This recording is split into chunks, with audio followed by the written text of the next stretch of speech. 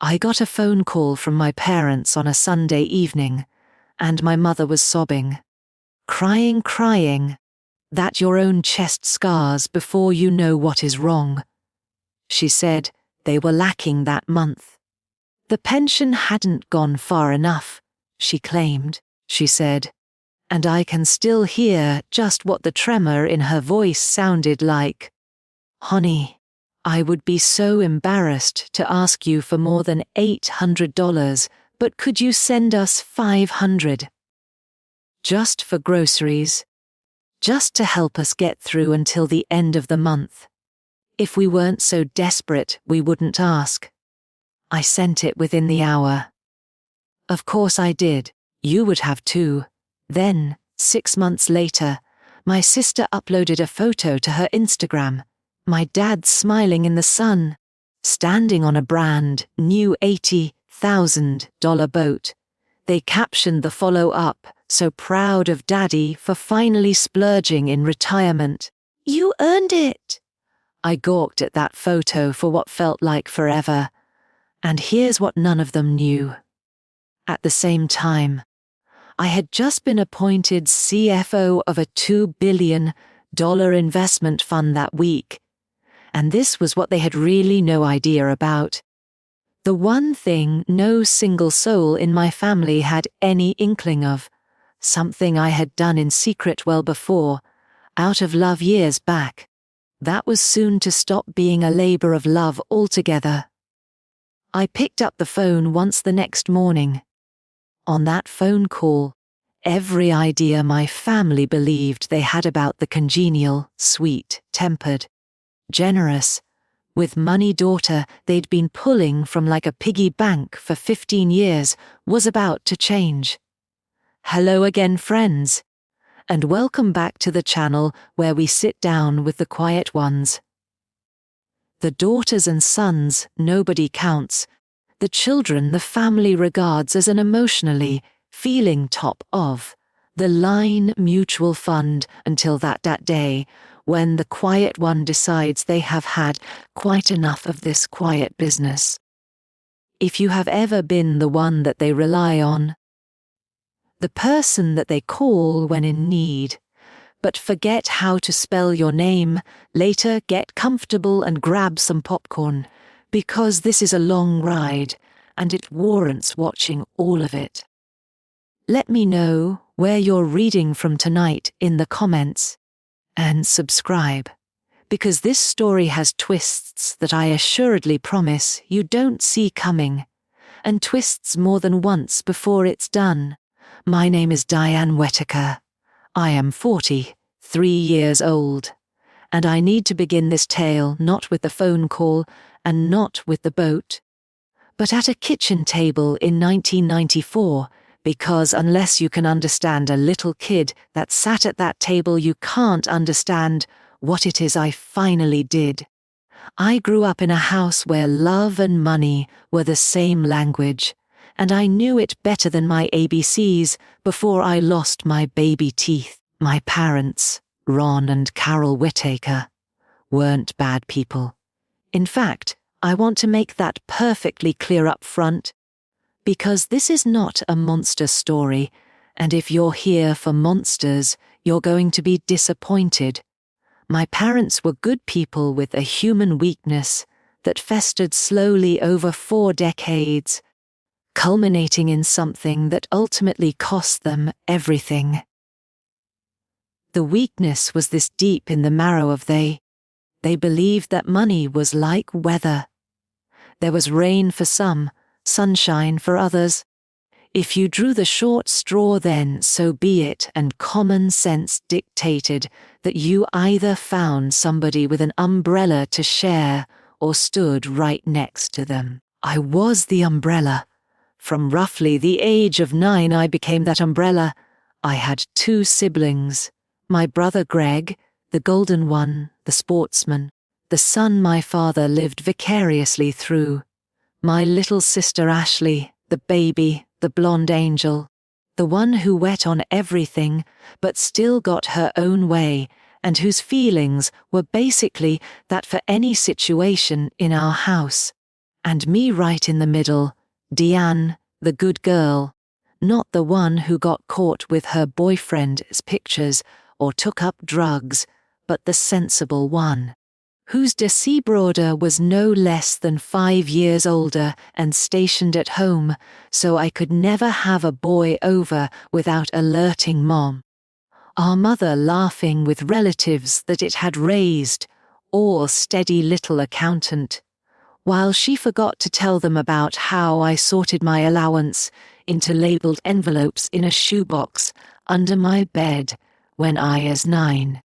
I can talk to you about my paper route because, at the end of the day, it all started with the papers.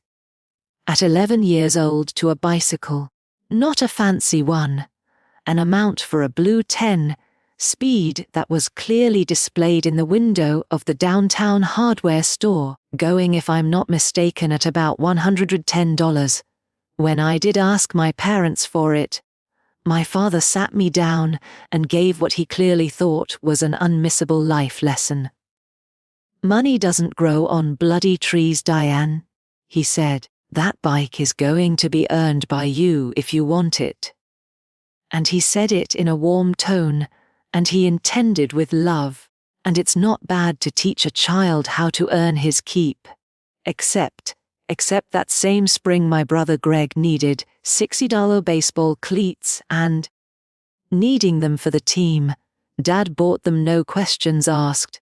That same spring my sister Ashley wanted a certain doll, all the girls in her school had, and Mom drove to 3 stores for that, because Ashley cried, and when Ashley cried the entire house bent toward whatever had caused it. Spare me the lecture about where money comes from. They won the things that they were after. At 11 I did not understand this was unfair. Children brought up in houses like these seldom do. The water you're swimming in is just water. It's just how things are. What it taught me was that if I wanted something, I had to get it myself. So I got a paper route.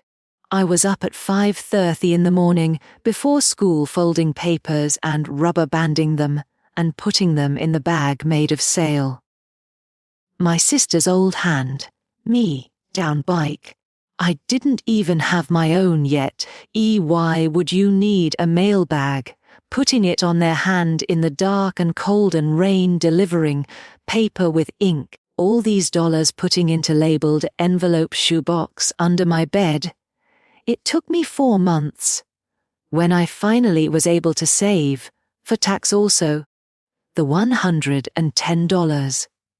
I walked into that hardware store by myself and bought the blue 10 speed bike and rode it home, as if it was some sighting of great importance. My pride so great I thought my chest would burst open. Now, do you know what happened? At Thanksgiving that year my father told the story about how his daughter toiled and saved and was able to purchase her own bike. With pride, real pride, genuine pride, and everybody spoke well of me afterwards.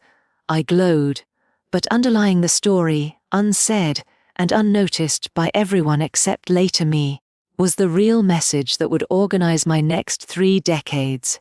Diane looks after Diane. Diane doesn't need. Diane is fine. Diane can never hurt the whale, and therefore you don't ever have to give anything to Diane. And therefore Diane is always one that you can always take from. That is the trap of being the competent kid. Your competence becomes the excuse for paying you less. And your resentment, if you ever dare to feel it, just is reframed as ingratitude, because look at all of the things you can do, all that strength, why are you complaining? I bought my own bike. I would, in one form or another, for the next 30 years, be buying everyone's. But, and I offer this with no small note of caution, it was not just the dollars which you might have thought, and I mean to be frank. That thinking that this was just about dollars means you really haven't got the shape of it. That's just the tangible part, the money that appears on a spreadsheet. But the invisible part had started even earlier, and worse still, in that fashion. My mother was an anxious person, not cruel, I say that, and mean it, but anxious, fragile in a way, the kind of person whose moods crowded a house like weather and commanded everyone in it. And from the time I was basically a little Pollock, maybe 6 or 7, I became the child who handled her.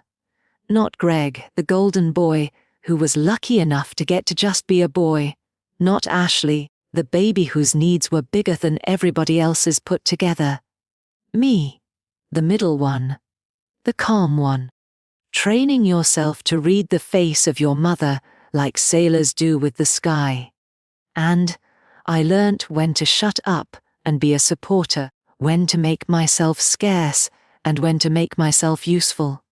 She cried, and she cried all the time, over money, over my father, over the vague vast injustice of her life.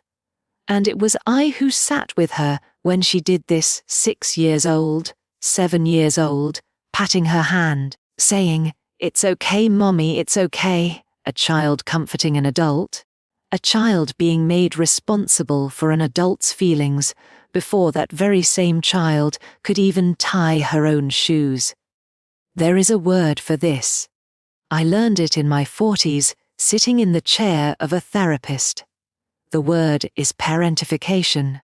It is what happens when a child has to be the parent, emotionally, practically, sometimes both, to their own parents. It steals your childhood, and does so in a way that everyone, including you, calls maturity. Diane is so mature for her age. The relatives said, and they had meant it as a compliment, but it was actually a diagnosis. I aged quickly because I had not been allowed to age. Starting from when I was 6, they had a job, managing the adults. And I did very well at that job. In fact, it was the only thing I ever got applause for, so of course I kept doing it, and doing it to increasingly more severe degrees, for 37 years, until the applause could be measured with cash value. $230,000 as in debt, and a mortgage quietly held on a property you bet your whole self trying to qualify for not exactly returned. The bike had traversed from its starting position. On the other hand, the bike was the first instance where he had paid any.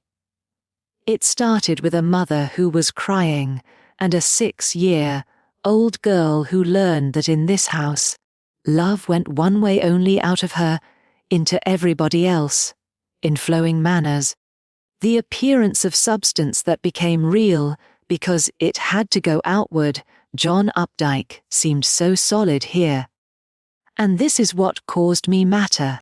Let me skip ahead a sentence because 100 stories about that childhood as the same BPO kid can all be one longs, but justified horror story, and you probably have your own 100 if this is your family too. I put myself through college. Fully. I received no help at all from my parents. Not because they would have nothing to give, but just because Diane's got it handled.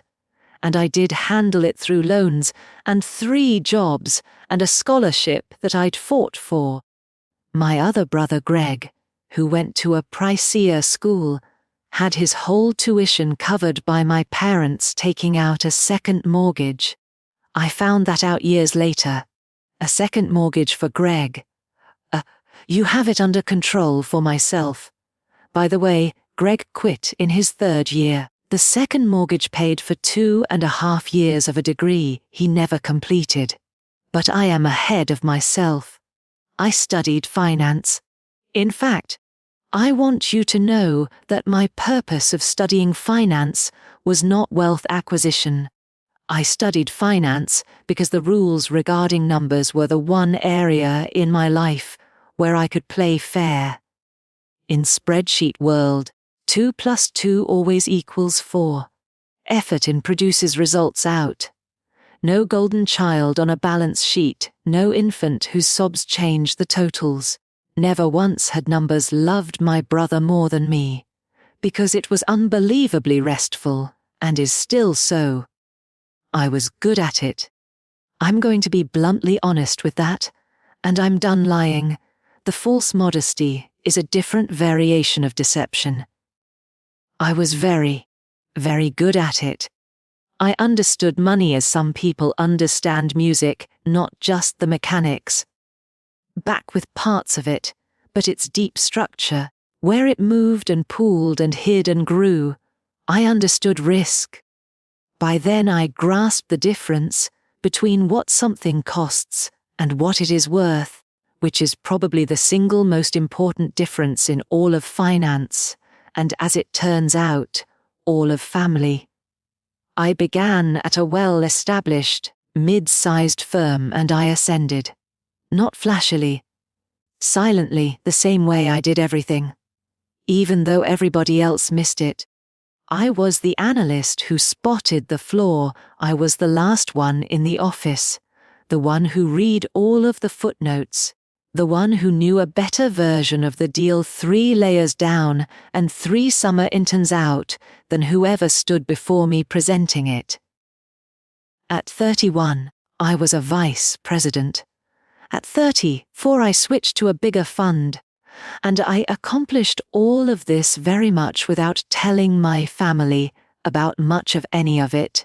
Because I had learned an important lesson in survival. Quite early visible success was frowned upon in my family. It was assessed. What it could give was measured. At every family dinner, I said anything, remotely resembling an achievement in my career. Instead of congrats, what followed was a recalculation of how much to expect me to give now that I was making more. So I stopped mentioning them. So I told my family that I was fine, comfortable, a good job, nothing special. I drove a sensible car. I had a nice but not too fancy apartment.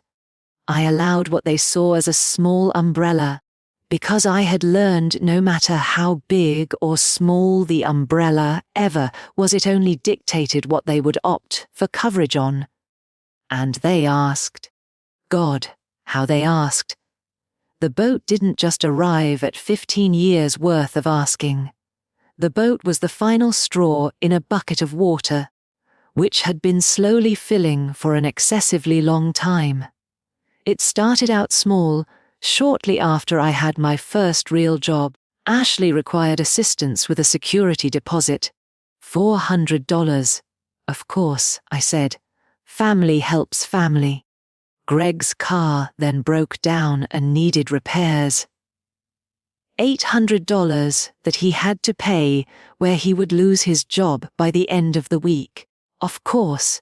Then my mum's birthday, and it would be so kind of me to look after the big family dinner, because I was obviously doing well, ignoring the fact that I'd never told them how well, of course.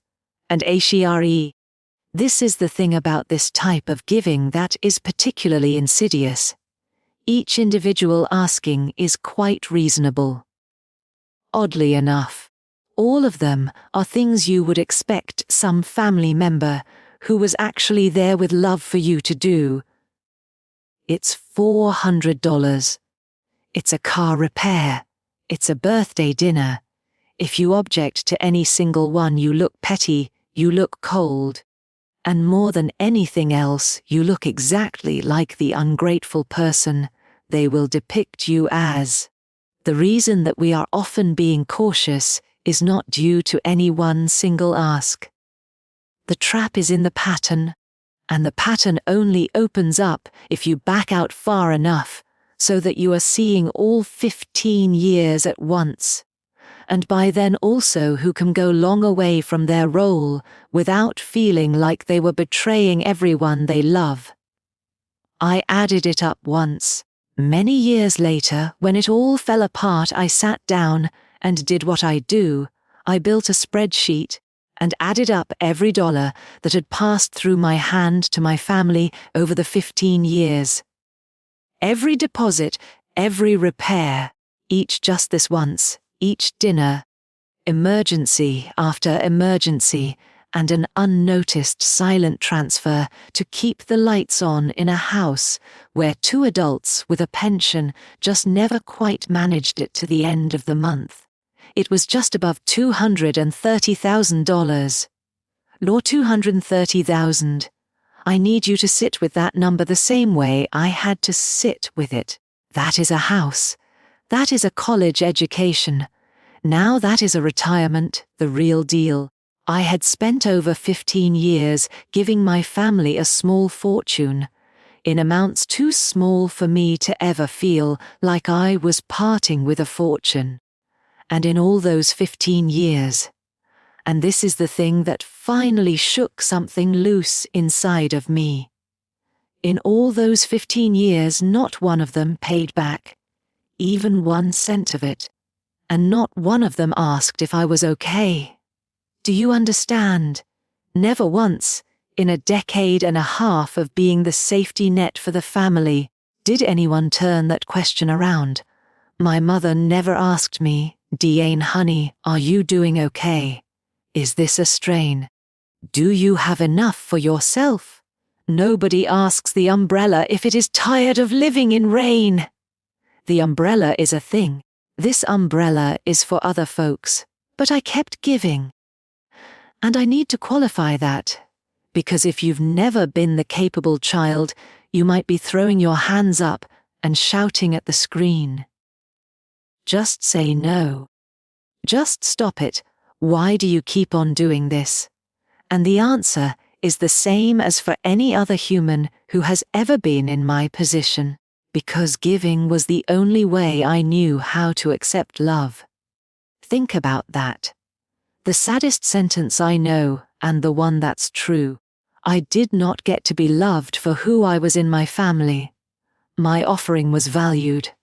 And a starving person never says no to the only food there is, even if it's poison, even if it is what killed them. With every time I gave, there was a moment that I felt needed, a moment that I felt important, and with the close one to feeling loved my family offered me. Those moments became an addiction, because they almost filled a hole, but not really.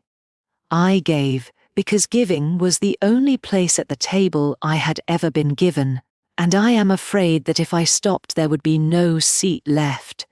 That fear, it turned out, was dead on, and it didn't matter. As it turned out, the mortgage is really the key to this entire story, so I need to tell you all about that. And this ultimately led to me even being able to do what I did. And I have to tell you about it with caution, because I wrote it out of love, true love, simple love. The last act of purely loving kindness that I performed for my parents before everything shifted in ways they could scarcely believe were possible. And I need you to understand it that way, the way I understood it at the time, but before you know what it turned into. 6 years prior to the boat, my parents almost lost their house. I discovered almost by accident. In the middle of some literally random phone call a few weeks later, my mom let slip in that very particular, almost too light voice she used when she was completely scared that they'd fallen behind just, or little bit, on the mortgage, and they got, or letter. I said, "What letter?" She got vague. I pressed. Gradually, across that phone call and a few more, the truth began to emerge. "You are like most people. My parents were months behind their mortgage." They had refinanced the house twice over the years. Once to pay for Greg's tuition, once for reasons that were never entirely clear to me, but which I suspected involved bailing out Greg from something much more serious. and they now owed far more on their home than you should at your age. And the monthly payments had gotten out of hand, and they were literally months away from foreclosure. From losing my childhood home, the house with the kitchen table at which we sat, sorting paper, wrote money into envelopes. My parents were 62 and 64 years old, homeless in a month, had told no one. Because, and here is where I should have taken the hint, but my heart just split open to receive them, they were ashamed. Not too ashamed to change the way they lived, but humiliated enough to conceal it and to keep concealing it until virtually the last second. My phone rang. I could have paid the arrears of. That would have been the thing that made sense. Just write the check for back payments. Bring them current, give them a hug, and go on with your lives. But I am a finance person who looked at their actual structure. Labor to make up the arrears would have solved nothing. They would be left in the dust a year later again. The payments were structurally unaffordable, and would always be so. All I was doing was signing up to scoop him out of the water over and over again for ever more time, as he ventured just closer to drowning each time, until one day I didn't, or couldn't do it anymore, or didn't want to anymore. At which point they lost the house anyway, with the premiums clock still ticking in that, but increased net loss accounting period. So I did something else. Something I knew how to do, and by that point had the means to do, and that practically anyone else in my situation would not have even considered. I bought the mortgage. Please let me simplify this for those of you who are not finance people, because it is critically important to everything that precedes. Having a mortgage means that you owe a balance to a lender, commonly in the form of a bank. However, that debt or loan pays for itself. It is an asset in and of itself that can be bought and sold. All the time banks sell mortgages to each other and to investors.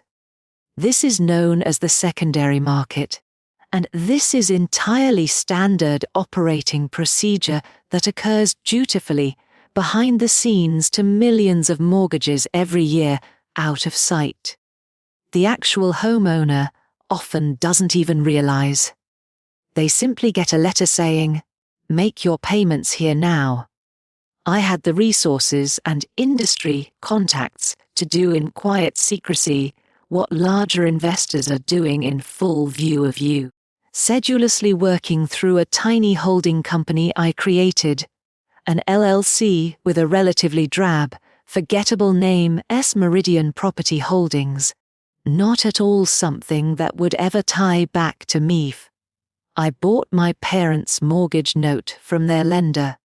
In short, the bank was glad to unload it, especially when you consider too that this delinquent mortgage has been sitting on its ROS as an albatross around the neck of a couple of seniors, depending entirely on their fixed income to pay it off. And just like that, with no fanfare, no newspaper announcements. Especially not that, without waving flags, through an extremely boring name of a company. I was now the lender for my parents' mortgage. I owned their debt. You, in the most legal, literal way, were now the house they owed. Then I did the loving thing, the thing that was the very point.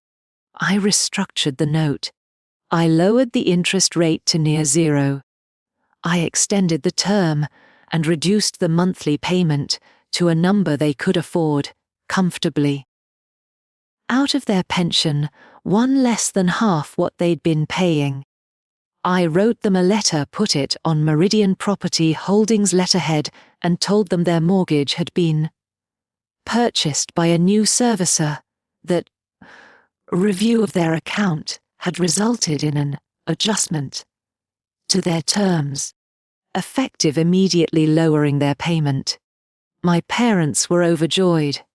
They called me, only me to give the news, as if no one had any reason to suspect anything, and my mom said, "Diane, you will not believe what happened." "God is good, honey. God is good." And I said to Mom, "How nice, Mom.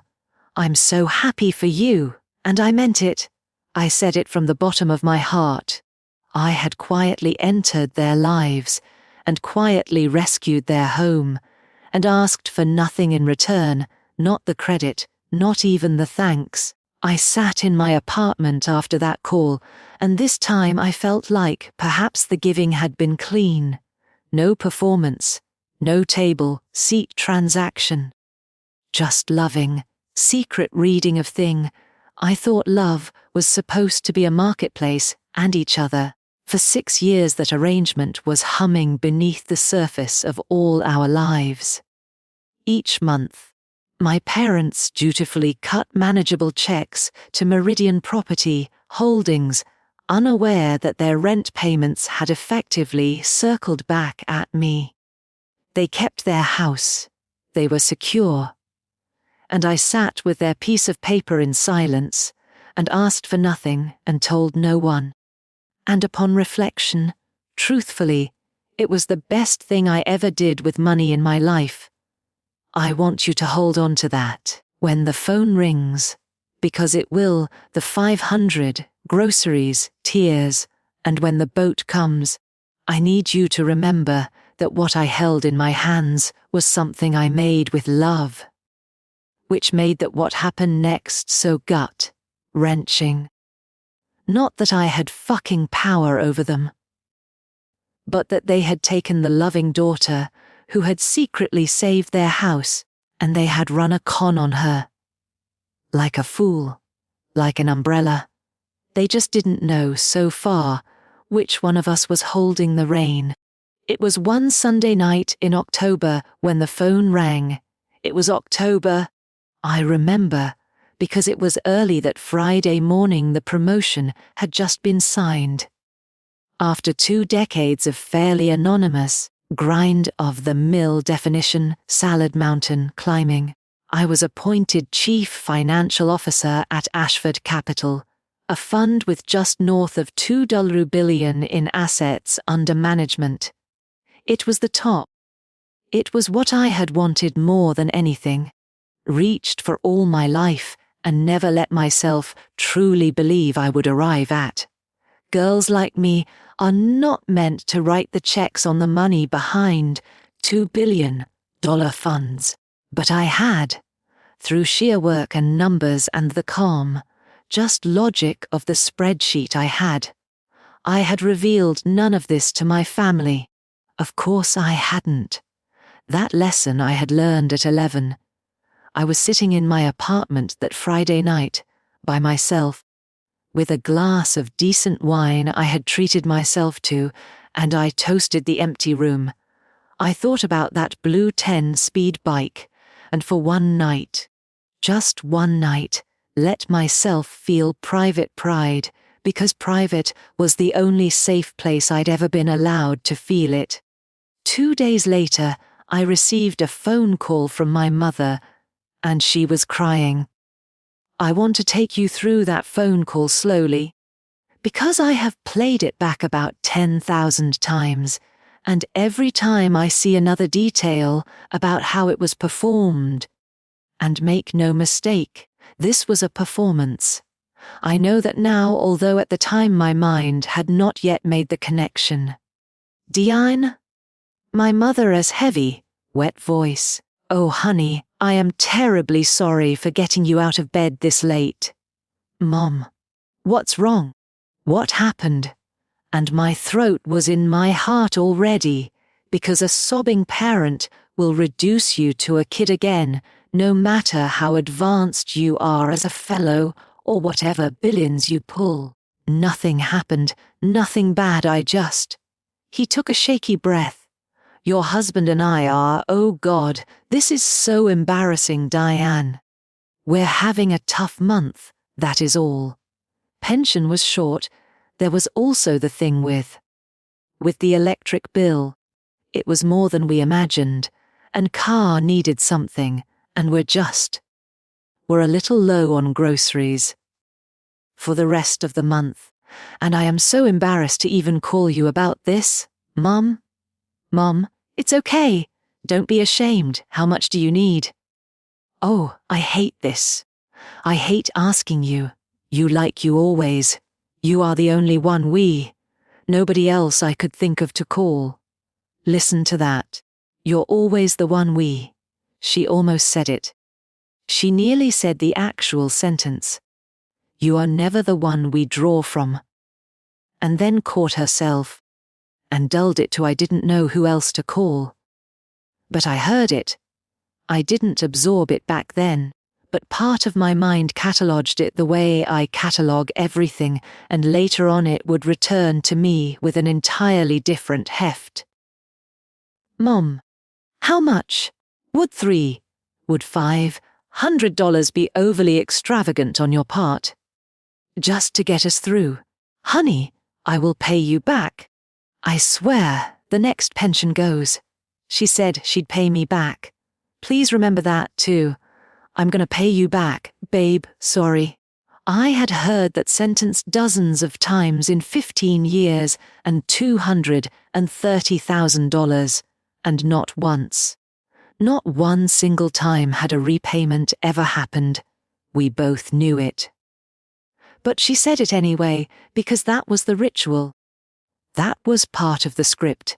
So we could pretend this was a loan between equals and not a withdrawal from a freaking bank with feelings. Of course, Mom, my advice to anyone is, don't worry about giving it back. I'll send it right now. Oh, Diane! And then the crying got worse, got grateful, got operatic. Oh, thank you, sweetheart. Thank you. You're such a good daughter. You've always treated us so well. I honestly don't know what your father and I would do without you. Thank you so much. We were so blessed to have you. And there it was. The payment. Not money. I had been the one sending money. But the payment that sustained me, that kept bringing me back. You're such a good daughter. You've always treated us so well. We don't know how we'd manage without you. That little fix of being needed, being wanted, being loved, forgiving. I put down the phone, and God help me, I felt warm. I felt close to my mother.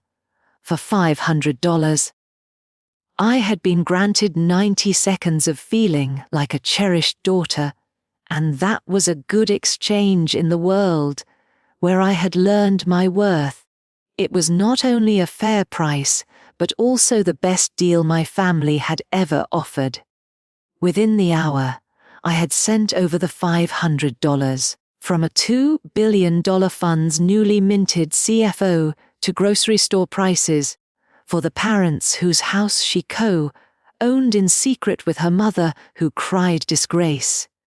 I did not give it a second thought for another 6 months. It was $500.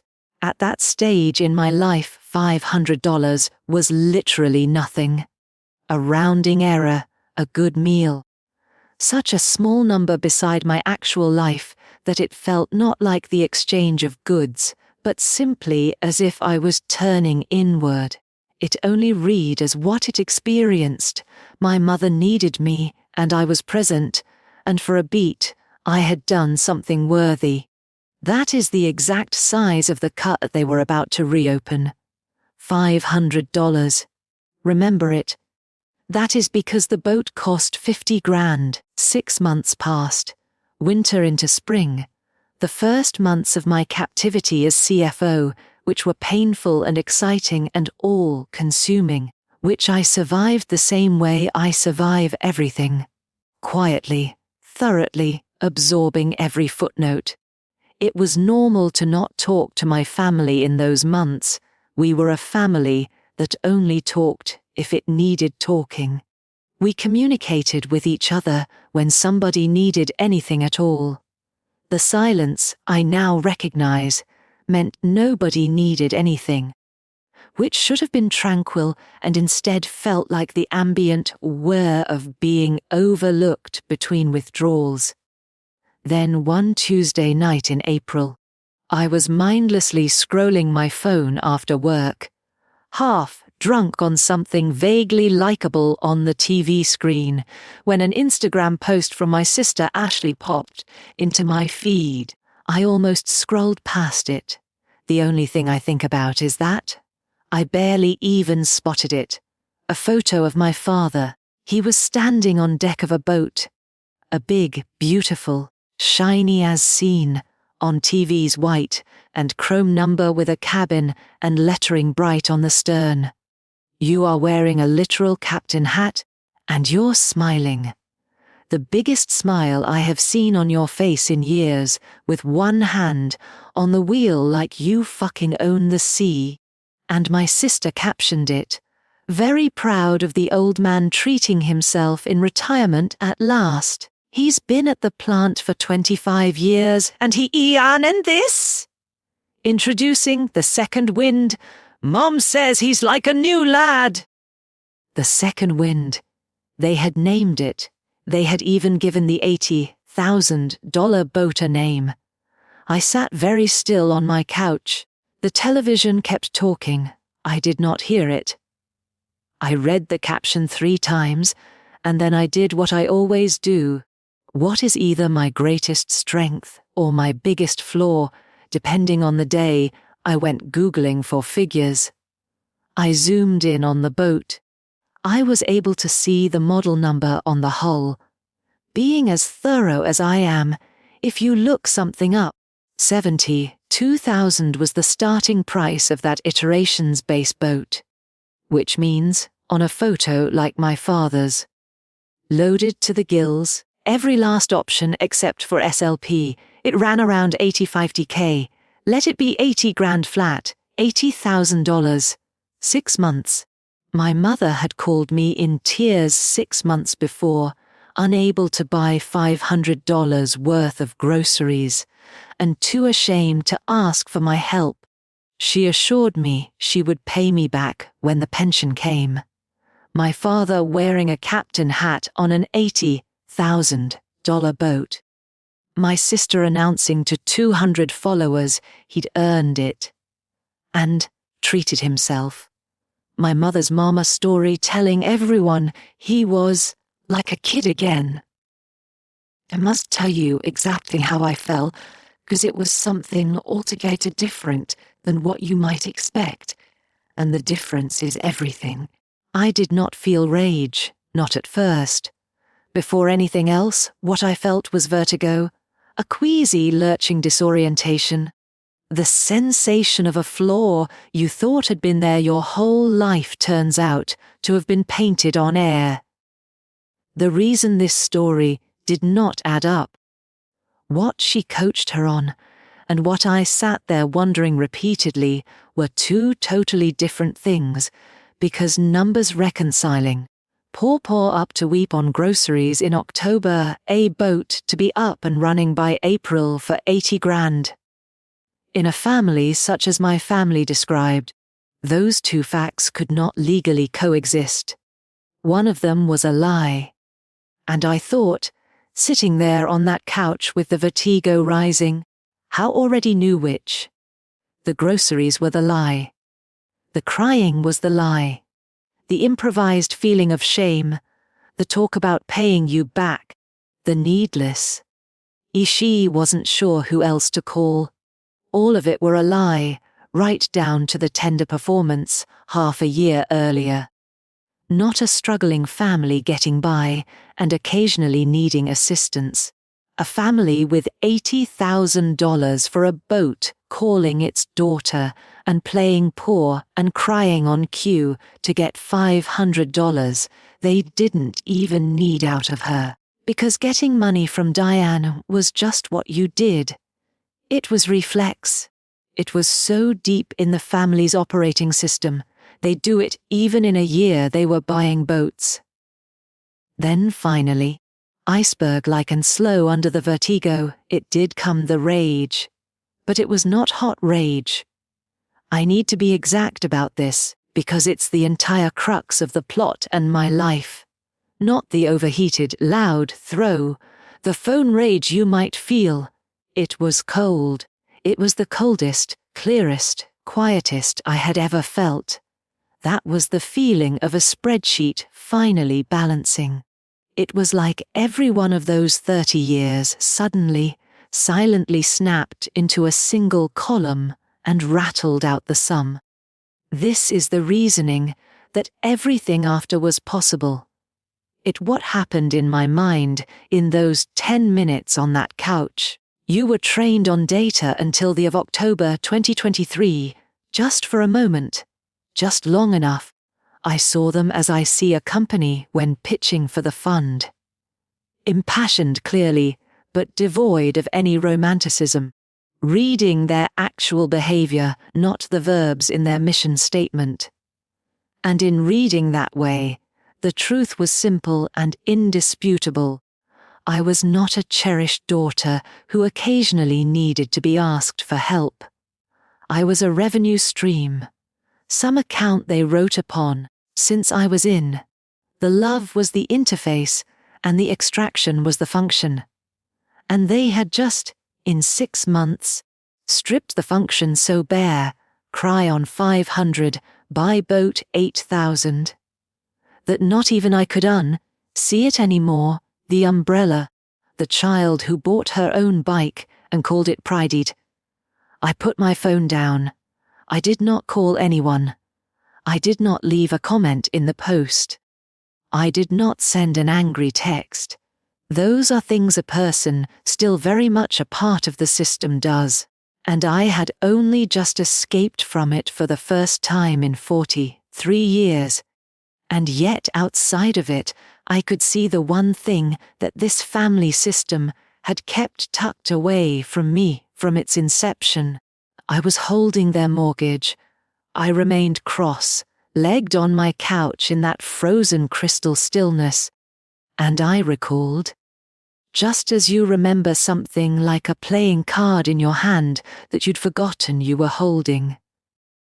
How, 6 years prior, driven entirely by love, I'd secretly purchased the house my parents had been living in for any price the bank wouldn't take less than, and every month since they'd been sending their mortgage payment to some company called Meridian Property Holdings without even knowing it was me they were paying, and how this lead note entitled me as the lender to particular rights. Rights I never meant to employ. Rights I had written purely in their favor through love. But rights are rights, no matter how you came to have those rights. And the trouble with the square, fair logic of a spreadsheet, which is something I have loved about numbers for my entire life. NB. My whole life, except in this particular moment, but it's too late to be picking nits here.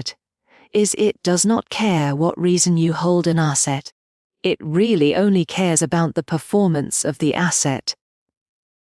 The morning after, I picked up the phone to call just one person. I call, and who I called surprised me, and you are gonna be surprised also. I did not call my parents. I called a lawyer to start foreclosure. I did none of the dramatic things the cold feeling was beckoning me to do on that first chilly morning. There had been a time for the couch Tuesday night to the phone Wednesday morning that I actually slept. An occurrence so rare that it was shocking.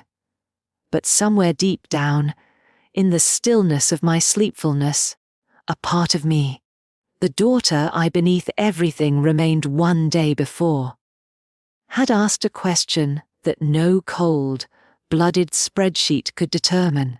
What if I'm wrong was the question, not wrong about the boat. The boat was real. Not wrong about the crying. The crying had happened. What if a part of the picture was something that I didn't have? But I am the one who reads the footnotes RN. I built a career, a very lucrative career, on never responding to the headline write-up until I have consumed the entire article. And I knew in the stark reality of Wednesday morning that I was getting ready to make the most significant decision of my adult life, based on a headline, an Instagram caption, without having read the letter. And that was not who I was. That is not the person that being on a paper route and making spreadsheets and doing footnotes made me. Therefore the phone call I had actually made was not a lawyer. However, the phone call you read about in stories, it was to my brother Greg. Greg and I were not close. I said he was the golden boy, and in fact he was once. But since childhood had worked on his gold like children work with everything, they gave him all, then told him to build nothing. Greg was 46, a two-time divorcee with history of chronic underemployment, renting a condo 40 minutes from our parents. But Greg had one thing that made him, at the time, more valuable than any other name in my phone book. He lived nearby our parents, and being financially dependent caused all dependent people's eyes to be constantly turned towards family finances. Greg was never far away from the money, because Greg was always waiting for a little of it to come his way. I did not say to him what I was feeling. I called him. I have potted my way through poker enough to know how to make a call sound like nothing at many a boardroom table. So, I asked him how the folks have been. We chatted, and then I said as gently as possible, "Hey, I saw Ashley's post about the boat from Dad. That's wild. Where'd that come from?" And Greg, who never in his life met a stick of family trade finance that he didn't want to puff, told me everything. It poured out of him. What he told me next shifted the entire deck of cards one last time, and I want you to hear it how he told it to me, because this is why this story isn't just a feel-good revenge movie. The boat, he told me, was not money that he had saved. But of course it had not done.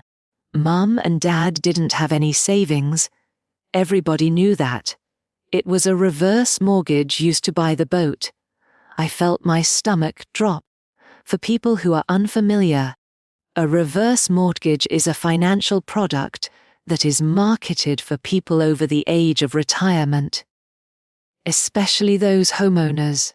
It allows you to take out a loan against the equity in your home, receiving funds now, whether in one lump sum or via payments, and the loan amount, plus interest, is payable when you either die or sell or move. In the right hands, in the right light at least, it truly is a weapon. For the wrong person, it is a disaster. That interest builds, and the balance grows and grows, eventually wiping out every dollar of equity in a house, leaving nothing, absolutely nothing, for the generations to come after the loan taker has died. At worst, putting the borrower themselves in a trap they don't fully understand until it's too late. My parents who wept over $500 of groceries, had signed up for a reverse mortgage on their home. But now here is where it got a little complicated for him. Here is where the whole thing turned again. You cannot get a reverse mortgage on an already mortgaged property. The first mortgage must be paid off, or the new loan has to be large enough that it pays off the primary as part of the transaction. And most importantly, is that my parents' first mortgage was with Meridian Property Holdings, by me, which meant, and I got this in a flash, sitting at my kitchen counter, Greg still droning on in my ear, which meant that at some moment over the previous 6 months, someone had asked Meridian Property Holdings to take care of paying off my parents' existing mortgage whenever they set up the reverse mortgage, which meant that a payout request had come in to my holding company, which meant I had a property manager, a service sitting there with my routine paperwork on the Meridian note for this very reason. And that payoff could have come last week or last month, even without my ever knowing it, because I literally designed the whole thing to run outside of my oversight. I exited the call with Greg as gracefully as I could, and then I called my property manager and I said, "Can you pull the Meridian file?" And I waited. She came back and said, "Yes." That note was paid off in February. Leon was released when paid in full wired. From the borrower end it was a refinance, and it appeared to be a reverse mortgage product. All of this is clean, so we ingested all of it. Was there a problem? February, 2 months before the boat. I sat with that for a long moment. And here is that cold, simple reality presented in a clear, unemotional line, which I had inherited from them. My parents had taken the security I had quietly and lovingly built for them. The low payment, the secured house, the port in a storm of all my heart's purest love, and demolished it at will.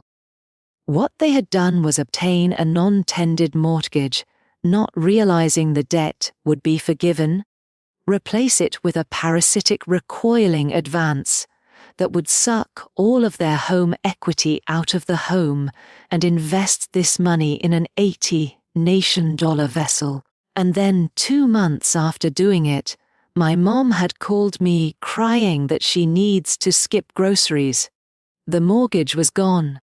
The thing that the cold part of me had been reaching for Tuesday night. The one phone call that would have caused the note to come due. My leverage didn't even exist anymore. At the same time that they destroyed their own future, without realizing what they had done, they also obliterated my power over them. The gun I assumed I was holding had long been emptied by the people to whom I might have pointed it, who did not even know that they were receiving a gun, who thought they were just getting a boat. I wish to describe how I was feeling in that moment, because it is the epicenter of this narrative. I felt free, not powerful, free, because it relieved me of the weight. Even though I had not been aware of this weight before, specifically the discovery that my leverage was gone and there could be no dramatic revenge. I was still part of the family game as long I held the mortgage. I was still keeping score, still with a card in my hand. I was still a player at the casino where money is the currency and love is on the table. The instant I discovered the card no longer existed, I was done. And, for the first time in 43 years away from the game, I could ask a question that had nothing to do with leverage, or extraction, or who owed what to whom. The question was, what do I want? Not what can I do to them, not how do I win. What do I, 43-year-old CFO of a $2 billion fund, daughter of Ron and Carol's, Diane Whittaker, want my life to be? And the answer when it came was so simple, I laughed out loud alone in my kitchen. I wanted out. Yet before I could cleanly want out, I had to know the whole truth, and I am simply not able to leave a document unread. For the next few days, during the evenings after work, I made use of my best ability. I built the timeline. I reassembled, from every source available to me, the details of what transpired in those 6 months between groceries and boat. I had to render clear the contours of the deceit before I could arrive at any conclusion about its meaning or decipher how much of a debt it required. I'll admit it, it was an unusual species of forensic grief. Night after night at my kitchen table, piecing together the evidence of the positive view my family had on me in the same way a detective might assemble due diligence on a business that had sold itself under false pretenses to its investors. And bit by bit the timeline fell in place, and it was worse and sadder and more human than I ever expected it to be. The reverse mortgage closed in February. I got that one from my property manager. Working back from there, the boat had been ordered in March. Greg noted the dealer. Any boat like that is a custom order, with weeks of lead time, which meant my parents knew, in October when my mom called me teary about groceries, that they were on the verge of 7 figures. They weren't desperate in October. In October they were still in the process of planning to pull the $80,000 worth of equity out of their house. And in all of that, the hope of a boat, weeks from free money. My mom had decided to pick up the phone and act like she was poor, her tears sounding genuine enough to get $500 from me. Why? It was that question that loomed over the timeline. Why bother? $500 was nothing to a family on the brink of $80,000. Why make the call at all? And the answer, when I finally saw it, was the saddest thing in the whole story, sadder than the boat, sadder than the lie. It was automatic. They made the call. It was not as if they chose to reach into Diane when money would have been useful.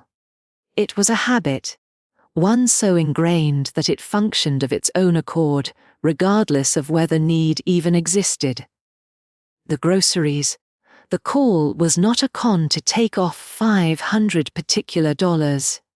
It was more like a nervous tick. And so when my mother was ever, even the tiniest fraction of a penny, financially anxious, even the anxiety of an incomprehensible large sum entering her life all at once, or the sheer vertigo of having to make any decision that meant dealing with numbers and outcomes beyond her experience. She reached for the phone and dialed her brand name. Because that is what you were for. That is what you had always been there for. Where else could help come from, but from somewhere under this big umbrella? It never occurred to her, it absolutely never occurred to her to wonder if any among who sat under here as well might mind. What breaks me is sitting at that table with my timeline done. Not malice. Malice at least respects you as an opponent. I could have coped with malice. What I discovered, instead, was something far worse than I could imagine, that I had become such a complete utility to my family, such absolute furniture that they used me without even the dignity of a plan. They didn't plot to take my $500. They accepted it in the same way you flick a light switch when you enter a dark room. Unthinking, unnoticed. Because the switch is there, and that is what switches are for. After 43 years of working for my place in that family, the brand of place I was earning was spanking. The reliable mechanism. Your unseen utility. I shut my laptop that night. The timeline was complete. And I understood, finally and in its heyday, that there was no revenge to be taken, because revenge requires you have an enemy who has recognized you, and my family had never seen me at all. Forget about revenge on behalf of a light switch. You can no longer be the puppet master. That is exactly what I made my mind to do, not to strike back, just to stop. 43 years later, to be able to reach up and disable my own self from the wall and take it out of that dark room with me, and see I possible for the first time ever what was possible for me without them. Wanting to get out is not the same as actually getting out, and I am not a person who quits on a document halfway through. I had to do one thing before I could leave the family game for good. I sat across from them, all of them, and spoke the truths aloud, not to blackmail or to have my revenge, but because I had never in 43 years said an honest wrong in regard to just what our arrangement has actually been with our family, and you cannot leave a table you have never sat at honestly. So I invited them to dinner. You are going to hear about that dinner, because it is, by far, the longest and hardest and most important scene of my entire life, and I have never told anyone this altogether. I chose a restaurant. Neutral ground, not in my apartment, not at their place. Quiet, nice, but busy restaurant with tables so far apart that having a tough convo wouldn't have an audience. I invited them, all my parents, Greg and Ashley, so I said, I have some news. Knowing that they would hear it, as all the family ever did from Diane. With the ears of sanguinity, the ears of providing, they had come hoping to get something. They were, to some degree, correct. They never could have imagined what. They arrived happy. That is the part that still sticks in my throat. They came happy. My father positive an hour in to be seated, and telling a boat story before he had even sat down, and Mary smiling. Ashley showing more photos of the second wind on her phone before I could even order a drink. Greg silent and watchful as observant people of dependence. They had no idea. To be honest, they thought this was a celebration. In a way, it was. Just not the way they envisioned. I let them order. I let the food come. I allowed my father to finish his boat's story. A long-winded tale about a big fish he almost caught. And I watched him tell it, the man, now in his 60s, beaming with a joy I'd never truly seen before, even as cold nostalgia gripped me painfully because the joy was real. Nothing in my memory had made him so happy, and there was no clean feeling left to you when you are about to disturb the happiest you have ever seen your own dad. I just wanted to let you know I could feel it.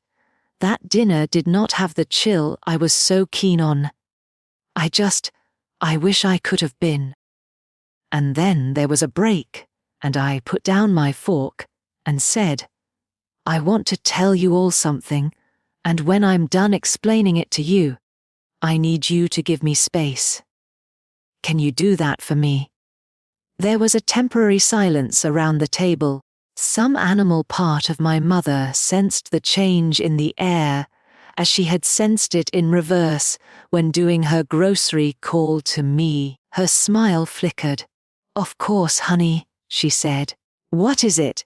I said. First, some news. My promotion came through 6 months back. I am the CFO of a fund at this point. Our assets are about $2 billion. Silence. I watched them absorb it. And I watched in real time the exact recalculation I had spent 30 years evading. My mother's eyes doing the calculations. My father's boat, joy shifting to something more transactional, and Ashley's mouth opening slightly. $2 billion. They did $52 billion their daughters ran. And like a headline I could see, as their knees bent in victory, the instant thought that popped into every one of their brains, before they got to congratulating and patting her on the back or congratulating themselves for what was clearly a win, was how much can she sell us now? Every one of them failed to say congratulations. Sit with that. When I mentioned to my family that I had basically completed a 20-year ascent up the highest peak of my profession, including one of every 2 words that came out of my mother's mouth was, "Oh, Diane, that's wonderful. You know, your father and I were just saying we should probably get help with the loan payments on the boat, though they are kind of higher than we thought." And I laughed. I couldn't help it. It wasn't a bitter laugh. It was sort of pleased, in a horrific way, because she had just demonstrated my entire argument in a single sentence more effectively and more rapidly than I ever could, having scripted it. Boat payments. We had a shop. She asked if I could help with the boat payments. That boat they purchased with the equity from this home I'd secretly been saving for 2 months before she cried to me about groceries. Almost smiling, I said to Mom, "So that's it. Please, let me finish." And I did. I narrated all of it to them straight, orderly, the way Ruth Cole would have wanted. "No, I'm sorry, that's a different story." I told it in the fair, cool order of a document read aloud. I was made aware of the mortgage. About Meridian Property Holdings. How 6 years ago, when they were months from losing their house in foreclosure, and ashamed to tell anyone, I had secretly purchased their mortgage note and reduced their payment by half, and saved them the family home, never told them. Never took any credit, because for once I wanted to give something without strings attached, with no pressure to perform. Just love. I watched that land. I saw my mother's hand go dree her mouth. I saw my dad stop dead in his tracks. Why? Because they were remembering. I could see them remembering. The phone call from 6 years earlier, the miracle. God is good, honey. Some company bought our mortgage and lowered our payments. And they were dawningly realizing in real time that the miracle had been me, that God had been me. That the luck they had thanked heaven for had been their second daughter, who reached into their lives and caught them from behind. And while I was talking to them about the rest of it, I explained I was aware of the reverse mortgage. I explained to them. Kindly, because I'm not a monster, and this part scared me for their sake. Just what a reverse mortgage would mean.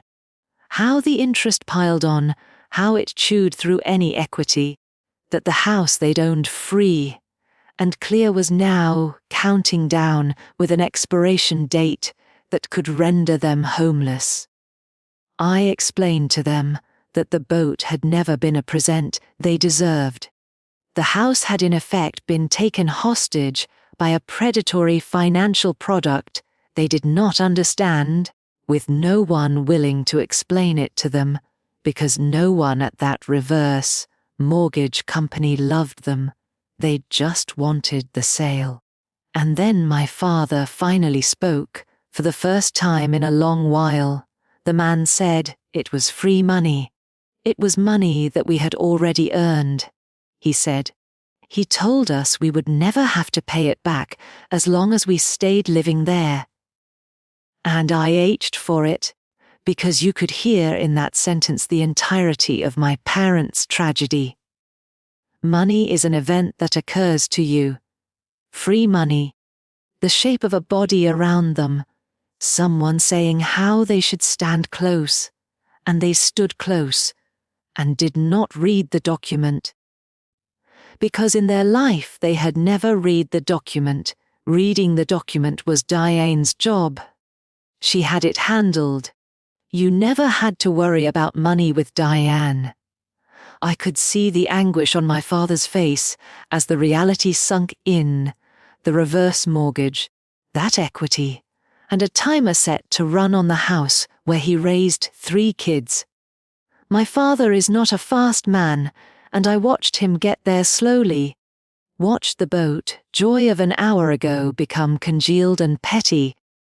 And I need you to know that this did not please me even a little bit, because whatever else, he might be my father, and there is no version of watching your own dad realize he's been made to look foolish where you win.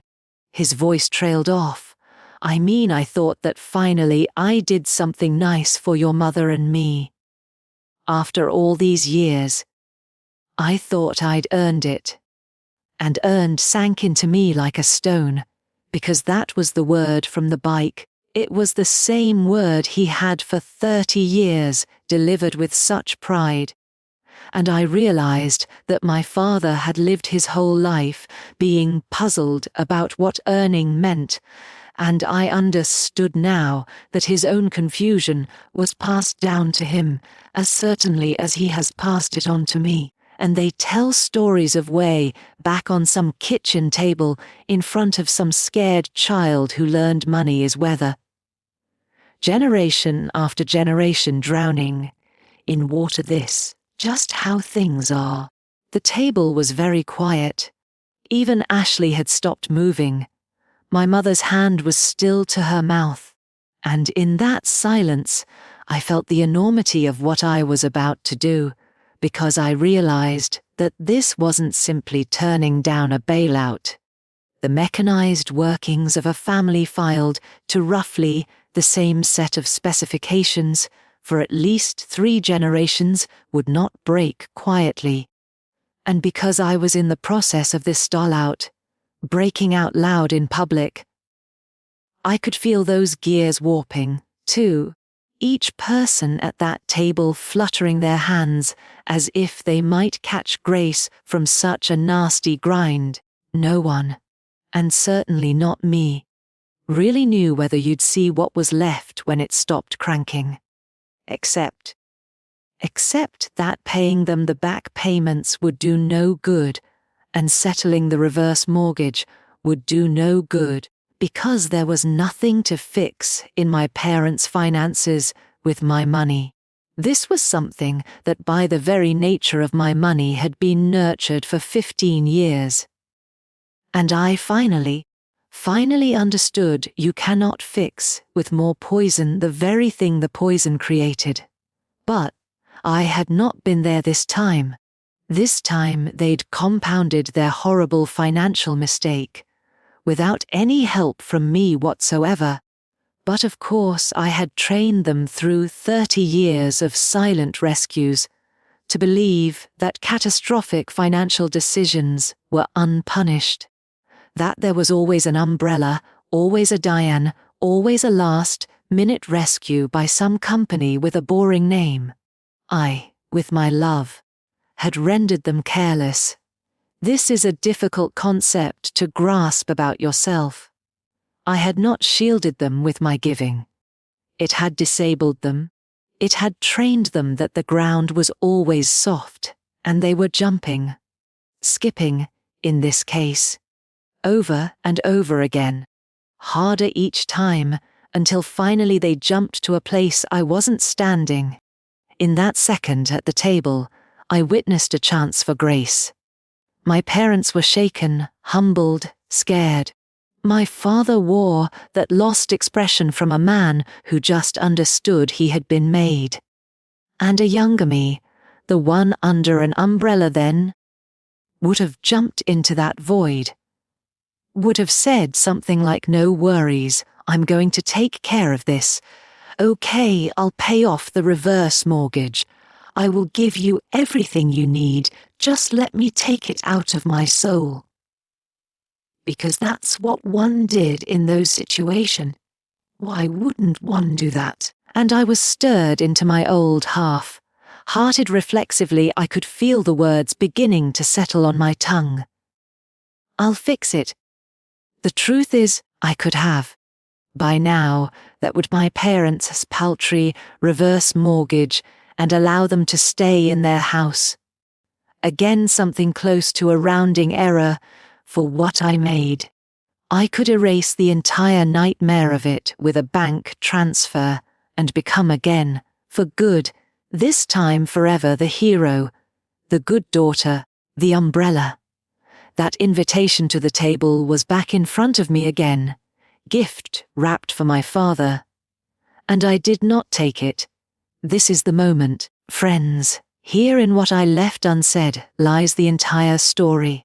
I made this choice because I finally realized what 30 years of giving had disguised from me. Saving them again would not be love. It would have been the illness. It would have been one more iteration of the same cycle that had landed all of our butts at this table in the first place. Me building my self-worth with their choices. Them learning yet again that consequences are optional, us continuing to act like the transaction was a relationship. I would not be saving my parents if I fixed the reverse mortgage. I would be purchasing my own continued incarceration at market price. And I was finished paying that price.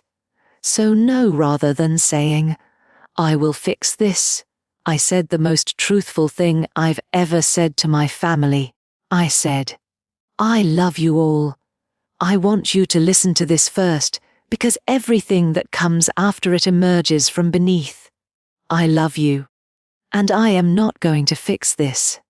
A different kind of silence settled over the table. You know, I have been dealing with this family for 30 years and fixing everything since March 2023, I told him. So you didn't have to.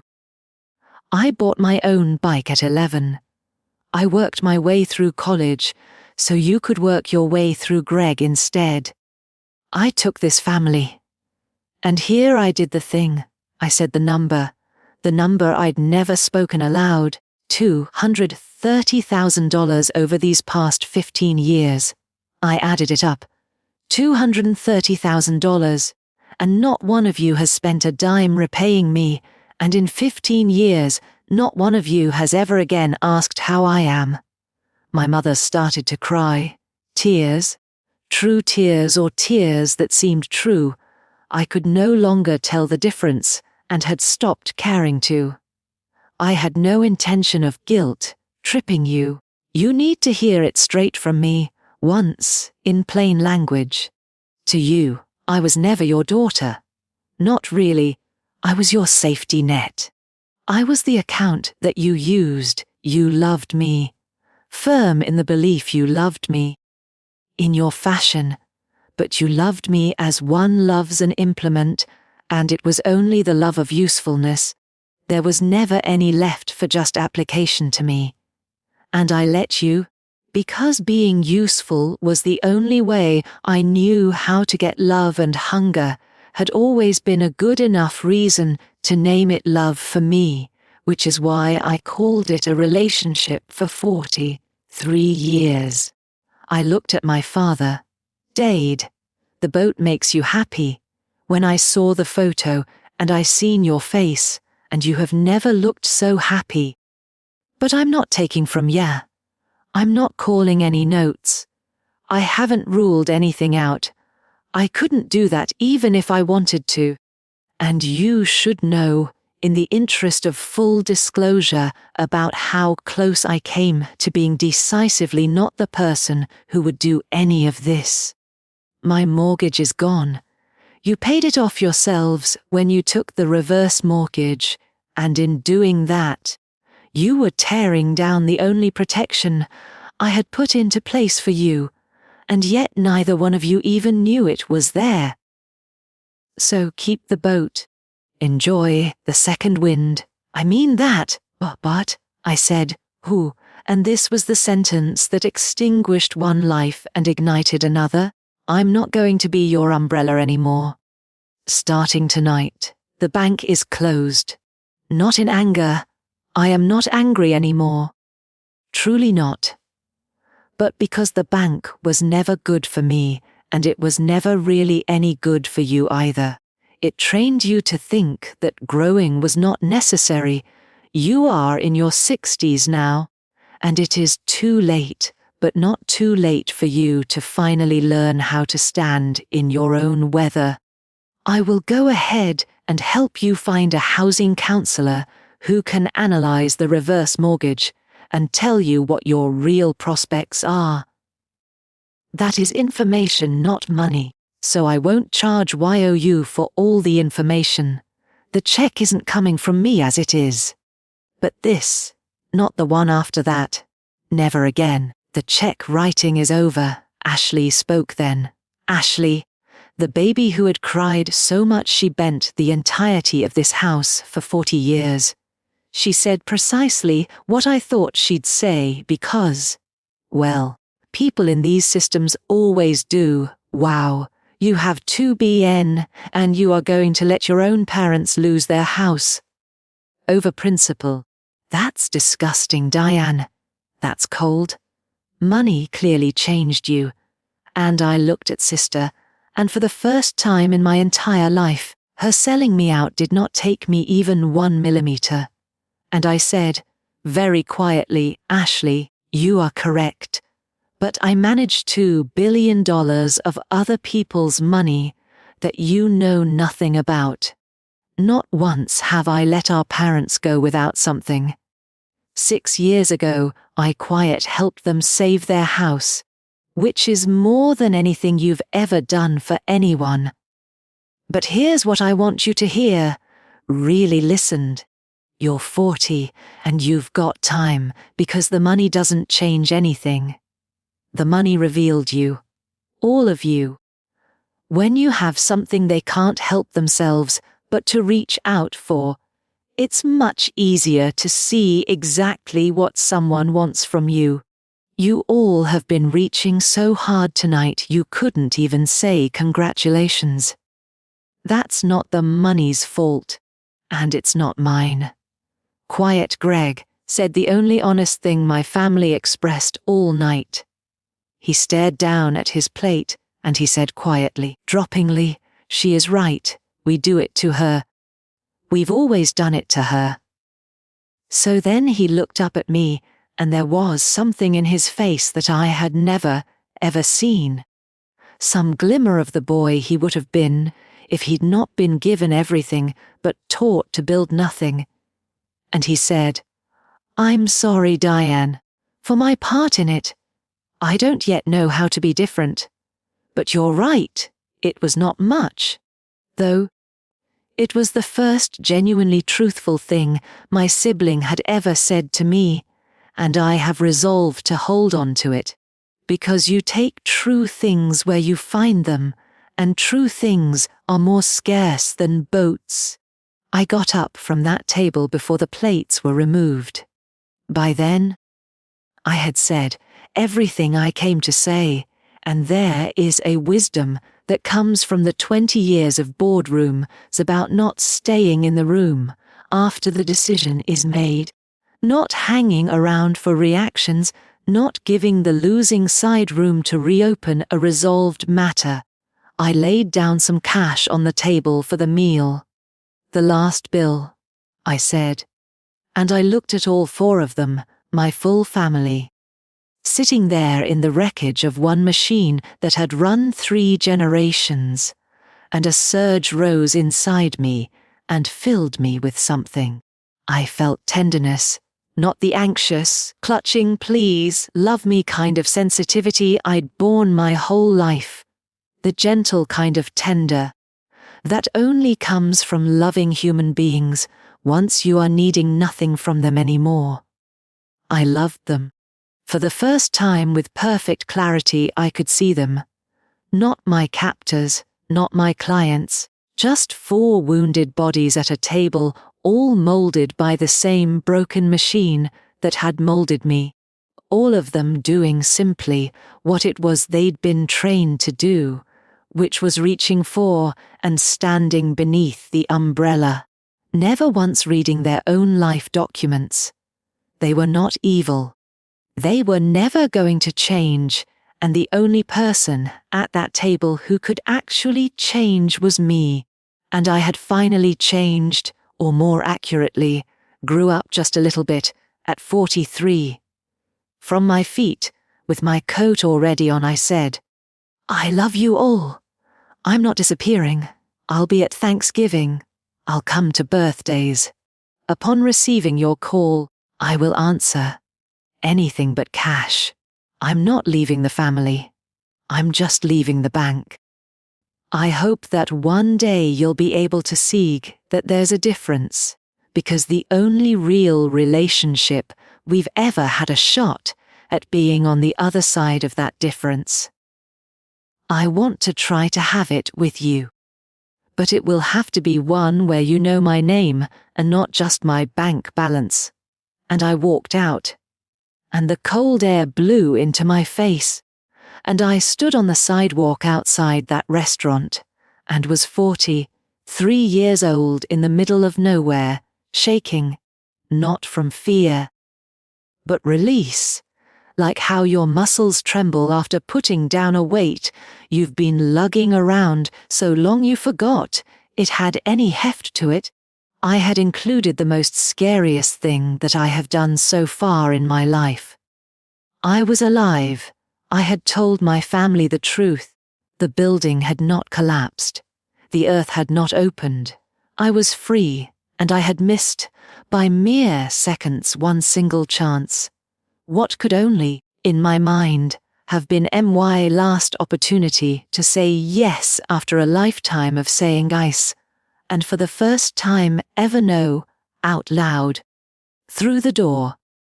That night, I drove home with the windows down in the cold, which I never do, because I wanted to feel something on my skin that was something of a choice. And I thought about the 11-year-old on the blue bike, coming home from a trip to the hardware store with all kinds of goodies, feeling so proud her drawers could crack. And I said it aloud in a car by myself. We did that. We finally purchased the one thing that actually was any worth at all. We bought ourselves back. I paid for dinner. Well, of course I did. You know me, old habits die hard. And also because this was going to be the last check I ever wrote them. The very last, so it had to be a kind one. And I hugged them all and told them again that I loved them, which I did, and drove home. And for the weeks and months after that, I did what I promised to do at that table. Nothing more, nothing less. And it was the hardest but most liberating thing I've ever done. The reverse mortgage was not repaid. This was torturous at the same time, because I am a fixer through and through. Part of me screamed every day to just wire them the money and make it stop. But I held the line because, finally, I understood that the line was, wait for it, love. What I did do was give them a lot of information, repeatedly. I got them an actual housing counselor, the non-profit kind, not the kind that works for a lender, and I gave her a small amount of money to do so for information, not a loss mitigation scam. Okay, fine, I'll let myself slip on this one, and made my parents meet with her. And the counselling, as it was, spelled out their true state in stark terms the way no one had done before. As it transpired, it may not have been quite the apocalypse. Regardless of the reverse mortgage, my parents were house rich. The house I pushed hard for them to stay in had gained many factors, times its value over the years. The counselor reframed their actual options. Keep the house and the boat. Accept that there would be little or no inheritance to pass along. Which honestly, none of us were counting on in any case. Or they could unload the boat, unwrite a fraction of this disaster and stabilize. It was their decision. It was completely, entirely their own decision as adults for the first time, with real information and no umbrella, and I forced myself to not get involved. They kept the boat, of course they did. My father was, as I said before, never going to part with the second wind. And for that matter I'm quite happy. He is 71 now, And that boat comes out every summer weekend. He was never, in all the years they were supposedly taking care of him, as happy in an uncomplicated way as he is now. Now their equity is being drained by the reverse mortgage, and when they die, the home will get claimed by the lender and there will be nothing left to inherit, which I am totally okay with, because if I did ever want anything from them, it was never their money. I just wanted recognition, and that is also not one of those things you can inherit. After that dinner, my mother gave me the silent treatment for 4 months.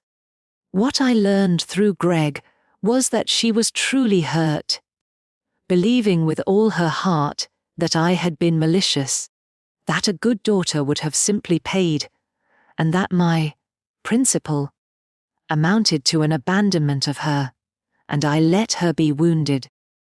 And that was probably the hardest of all. Allowing my mother to think I was bad, and not racing to make her feel better the way I had with her mortgage, because making her feel better is just the same disease wearing different clothes. I allowed her to be angry at me, and I loved her, but did not chase her. Never in my life have those two things existed together. It turns out they can. She came back around slowly. No tearful reunification. No grand apology. That's not who my mother is, and I've finally given up needing people to be something they aren't. But about 5 months after the dinner, she called me on the phone, and we talked for a while, and toward the end, she said, using her voice that is too high for any competent woman with skin and bones on their body, and though I don't believe in singular metaphors, an unpalatable one here, too light a voice your father, and I see that counselor lady again. We understood it this time, because you should have just paid it, and you didn't, and I was so mad at you. A pause. But we never had to understand our own money before, because you understood it for us. And obviously, it's not the worst thing that we understand it. Last week I balanced a budget for the first time, and I'm 70. Another pause. So, thank you. I think I'm still a little angry. But thank you. The closest thing that my mother has ever offered me to the experience of being seen. I took it. I have decided it's enough. You pick up on the real stuff wherever it is, and you run with it. I want to slow down and give you the inside story of the months after that dinner, because all those outside events. Counseling. 4 months of silence, my mother calling me in specific words, echoing a hell I had read in novels but didn't real. Our plot, but not story. The story was inner, it happened in me, and it was the hardest work I have ever done, harder than the CFO job. Harder than 20 years of climbing up from nothing. Harder than delivering papers in the freezing dark. The story was becoming not an umbrella person, and I had no idea going in how much of me had become umbrella, or what was left underneath once I'd taken it away. So here is a thing no one tells you about breaking a lifelong pattern. The pattern doesn't go down without a fight. It fights. It plays dirtiest just when you are winning. For weeks after I informed my family of the closure of the bank, I sensed a kind of ambush that can only be referred to as withdrawal. Physical, almost. My phone would vibrate and my entire body tensed, preparing for an ask, only to find read a work email and feel heard that I was disappointed. Disappointed, a sick, conditioned part of me even missed being asked, missed being needed. Since for 43 years I had been needed, and take away a person's identity, even a toxic one. And what is left isn't freedom immediately. At first, All that remains is terror, a vast echoing. Who am I if I'm not useful terror? I started seeing a therapist. I want to say this plainly, without drama. Because I think the very kind of people drawn to a story like this are precisely the ones who think they should be able to figure everything out on their own. Seeking help is for other people. Diane's got it covered. Here it took me 3 years to sit in a chair on the other side of someone and utter the words, "I do not know how to be loved without providing something for someone." A single most useful $500 I ever spent. Yes, you noticed the number right. I notice all numbers. That's rather my point. The question, early on, a question so haunting that I was undone by it. She said, "Diane, when you were a kid, who cared for you?" So I opened my mouth to reply, and I could not. Because that was a big no one. I answered, I took care of me. I bought my own bike. I did my own homework. I learned to nurse my own wounds in silence in my bedroom, because there was no comfort left over by the time it got down to middle child who didn't make noise. A crying Ashley took all of your heart's comforts. I had pretty much raised myself for the past decade or so, financially and emotionally, from around age 9 onward, and because I was doing such a bang-up job of it, being so capable and uncomplaining, everyone, me included, mistook the self-sufficiency of a neglected child for the fortitude of a fortunate one. That's the deep down in the dirt, dirty, rotten con of all con. My friends, and you should reach through the screen to be holding your own hand while I'm saying it, because if it's your dirty, rotten con too. They called it strength, as far as they need to call it neglect. I had been raised in a family that praised me for needing nothing, and the praise was the trap.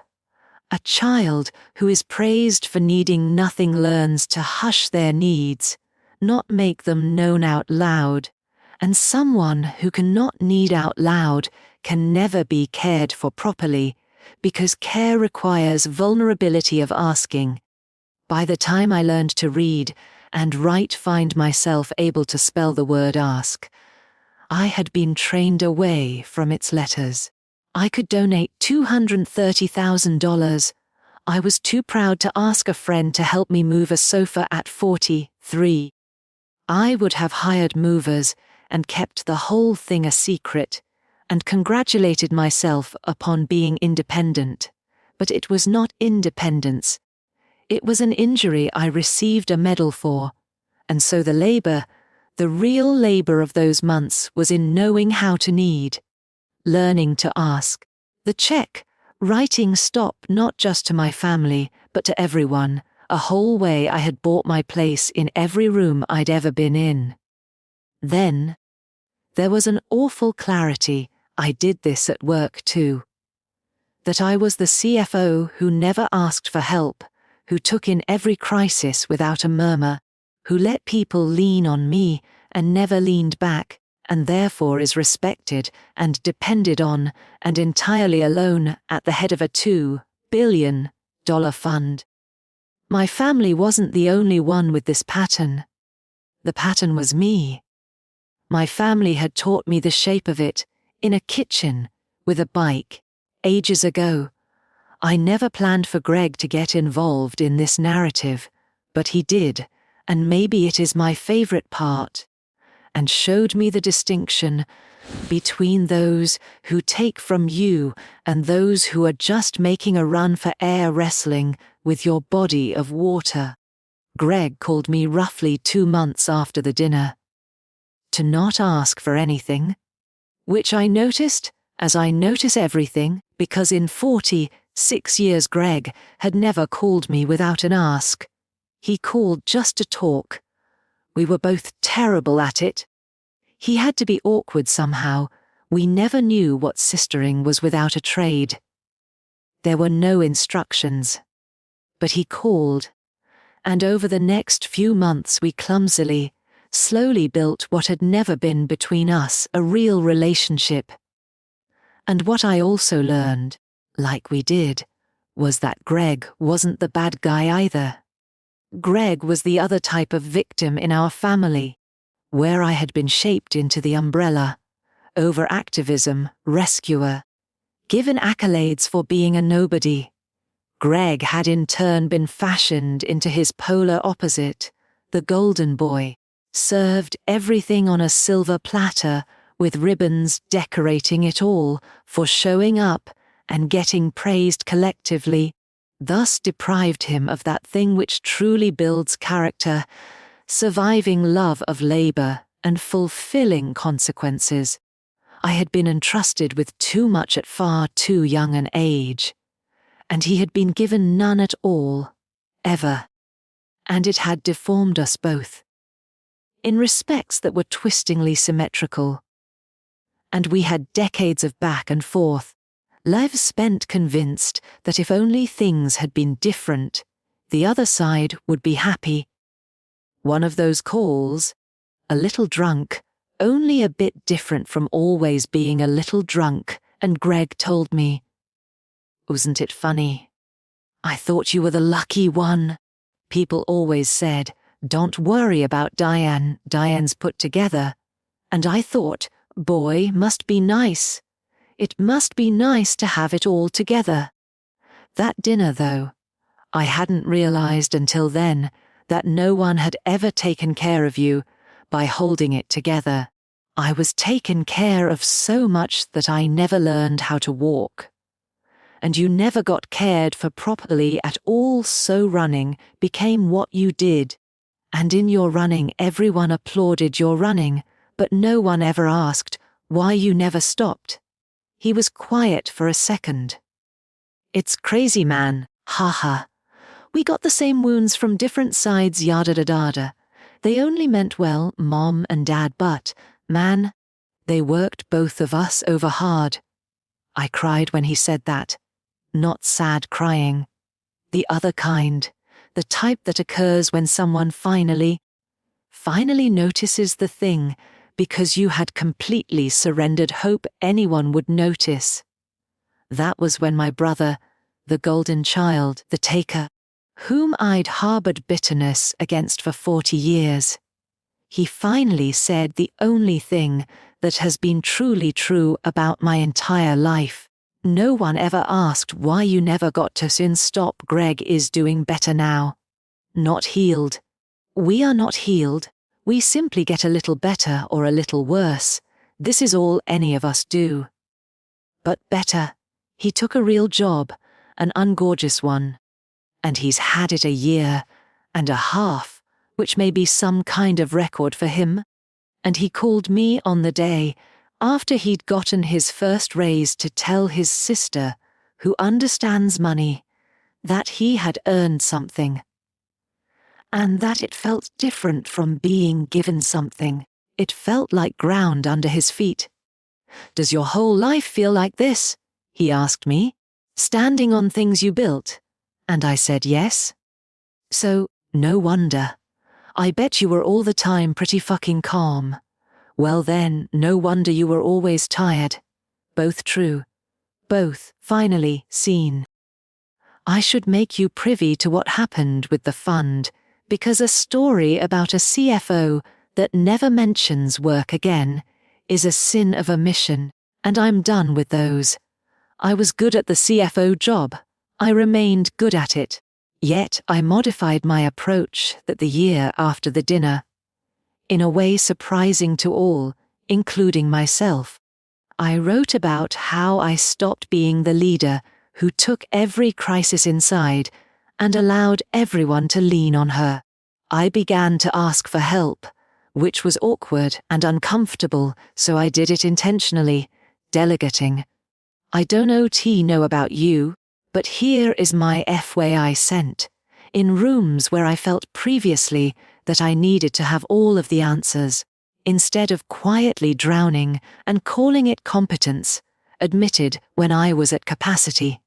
And here is the most bizarre thing, something that would be unimaginable to the 11-year-old me on the paper route. It was good for me.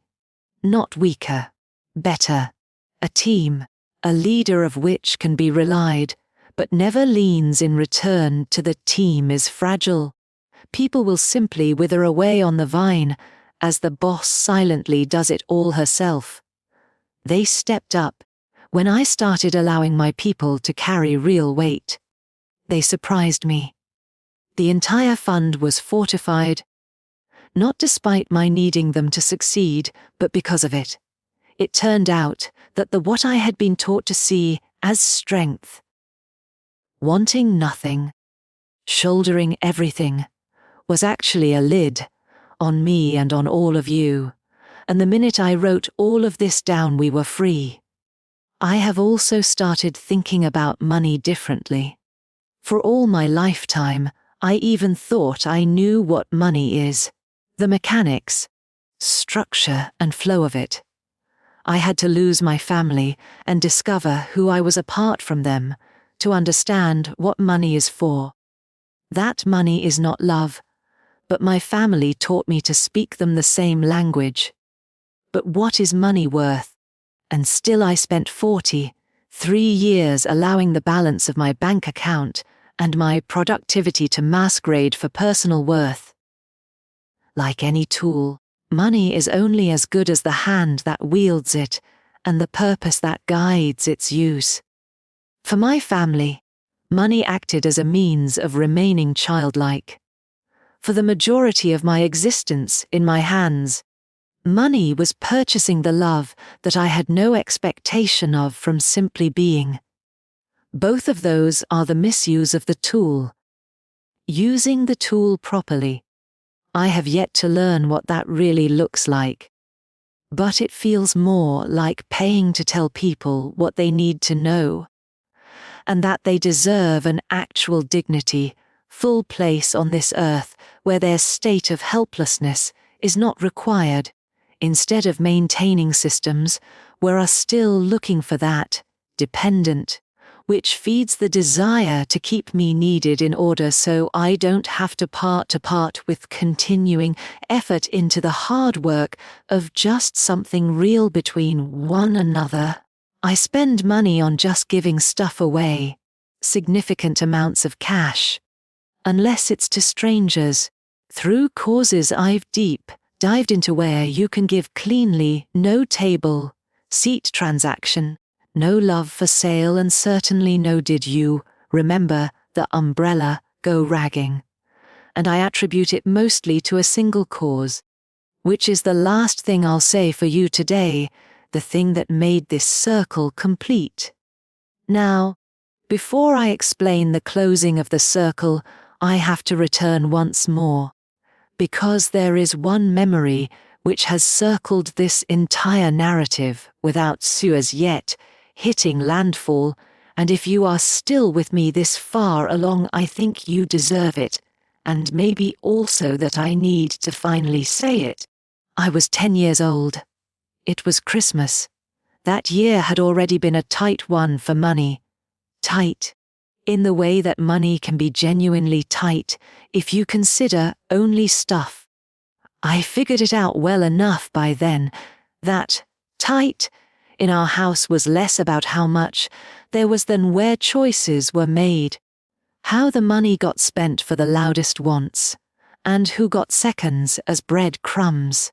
Naturally, there was a predetermined rule that season about one gift each or thereabout, so we're being sensible this year. I understood. I was that kid who just knew. All I asked for, a tiny frill of a wish, pretty much just this little kit to make friendship bracelets that, frankly speaking, was about $12, and nothing more than glittery string and some beads on the side, all gently yet firmly requested anyway in my usual quiet, reasonable voice, which was really the only way I'd devised to ask for anything at all. On Christmas morning, Greg received a complete set of hockey gear. Ashley received a bicycle, A new pink one with basket and streamers. Precisely the sort of bike I had bought for myself 2 years earlier, after 4 months of doing a paper route in the dark winter cold. And I got my little $12 kit to make friendship bracelets, and I gave thanks and meant it, awfully proud of myself for keeping it together in front of the girl's 9-year-old mother. Did not cry. Did not wail what 10-year-olds might be forgiven for saying. You said, "We were going to be careful." You gave me one reasonable present. I followed the rule, so why could I be the only one that was subjected to such a rule? I didn't say it. I never said it. So I brought my $12 kit to my room and made friendship bracelets alone while Ashley spun around in circles on her new bike in the driveway, while Greg's new equipment sat haplessly stacked under a pile of wrapping paper, and did something that I realize now, as a mom myself 33 years later, was the exact moment that the umbrella was created. At 10 years old, sitting on my bed by myself, I vowed never again would I allow myself to want something that the family might not provide. So I decided to think wanting was dangerous, needing was how you got hurt. That the safe thing, the only safe thing, was to want nothing, much less need anything, and take care of myself so that I would never again experience the particular humiliation of doing what everyone is told and watching as they bend it for everybody else but me. I made that decision at 10, and for 33 years I ran on it, and it made me wealthy and capable and accomplished, and chief financial officer of $2 billion in a fund of $2 billion, made me for all intents and purposes invisibly without friends, only everybody called it all strength. I relayed that story to my therapist, the Christmas story, and when I finished she paused for a moment and then said, "Diane, that little girl on the bed did not choose to be brave, and make her a burden no more, and she was 10, and she was never a burden. She was the only child who had wanted a bike, and instead got a friendship bracelet kit, and whose needs found in that whole composition of that morning the shape of need hard enough for her family to take care to disappoint, and either cried over that 10-year-old, cried as if no one had ever cried for her, because after all no one noticed there was anything to cry about. She's so good, so easy, so no trouble at all. I would say to that 10-year-old now, and I want to say to any 10-year-old like her that might be listening, all grown up now, still running on a decision made alone on a bed ages ago, it wasn't your responsibility. That self-sufficiency they celebrated was, instead of a badge of honor, a scar that needed stitching. You were never a burden. You were just a child, and children need things. And it was never your fault. You can lay the umbrella down now. It was never meant for you to keep. Nearly 1 year to the day after the boat photo, a junior analyst began working with Ashford Capital. Her name was Maya, 26 years old and brilliant, painfully hard-working, and so recognizable I felt as if my own reflections stared back at me in a darkened pane of glass before I even processed those thoughts. Because she was me, I recognized her. She was the only analyst working late. She nailed all the mistakes everyone else missed. Never returned to ask for assistance, never mention it as a burden. Absorb every additional task with an understated, sure thing. And I saw the senior people around her learn, quickly, the definitive lesson my family learned about me: don't fret over Maya, Maya will take care of it all. You can always give one more job to Maya, because she's never going to say no. I witnessed her reverting to an umbrella in real time at my own company, in front of my own eyes, and I realized I was watching a machine whose inner workings I knew by heart, because for years it had groiling me up as its best-selling product. Now one evening, doing overtime, because naturally I was still doing overtime too even after all these years. Some habits die hard. I found her crying in the break room at 9 o'clock, quietly. Hiding it's like the way people like us weep, apologetically, as though to cry was a disruption of the air in this space. I could have walked past. Ancient me would have walked on by, or worse offered to take some of her work. Been the umbrella for the umbrella, and taught her one more time that you need someone competent to take in your struggle so they can never hear how you struggled. I didn't do that. Instead, I pulled up a chair across from her and did the one thing that no one had ever done for me. I asked her about herself completely detached from what she could give. "Maya," I said. "Who takes care of you?" She stared at me, blinking in shock, just as I had stared at my therapist, with the blank stare of someone who has never once been asked that question and goes completely unprepared because nobody ever told them. There was supposed to be an answer. "I don't." "What do you mean?" she said. I said, "I mean you're the one everyone goes to hear. You don't ever say no. You ask never of anything. You take every extra thing we throw you. I get it. I even did that at your age. And I'm going to give you something that didn't come to me until this year. Not until I was 43.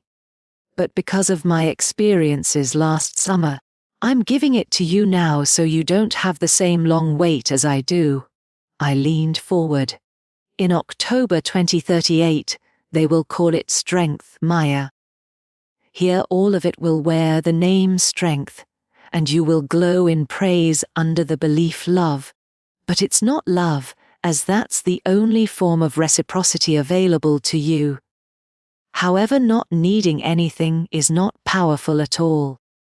An empty cage they are glad to make you stay in, because a person who wants nothing is a person you can steal from for always. And you are worth being taken care of too. Not that you deserve by hustling after hours, just because you're a person. That's the whole reason. That's all anyone should need." She started crying harder, and then she started talking. And it spilled out, the whole shape of it, so well trodden I could have recited it. The family who relied on her, the parents she feasted and starved to enable. That being the strong one thing since childhood, exhaustion she had never once been allowed to name, because naming it felt like weakness, felt like betrayal, felt like a burden. I didn't give her money, that's the point. And that is the whole entire point about everything I learned. The old me would have handled Maya's issue with a check, or by absorbing her workload, umbrellas absorb. To soak up her stride would have given her the precise lesson in what not to do. No, I gave her the only things that can properly benefit a person like us. I told her out loud that I saw her. I then confessed to her regarding the cage. Then I made a structural move, the kind most CFOs can do that cost me nothing, but some courage. I publicly redistributed her workload in a team meeting the next day and told my team, "Maya has been taking on too much because she's awesome and doesn't complain. And that's all on me for allowing it happen. Leadership failure of mine we are fixing. Thvesibility off thhivesablbor mad in front of everyone." I pointed at the umbrella so that she could not continue to run the machine quietly on her, as it had with me. So it is what I have decided money and power is for. Not for buying love, not for keeping people dependent, not even, mainly, for giving shit away. They exist to have the authority to speak the true thing aloud in the place where it needs to be spoken and create an infrastructure that shields the quiet ones around them, rather than devouring them. But I could not do that to the 10-year-old on the bed. But I could do it for Maya. And by doing it for Maya, I did something for that 10-year-old too. Finally, 33 years late, but it turns out not so late after all. Maya is a senior analyst now. I became certain that one day she will run a fund.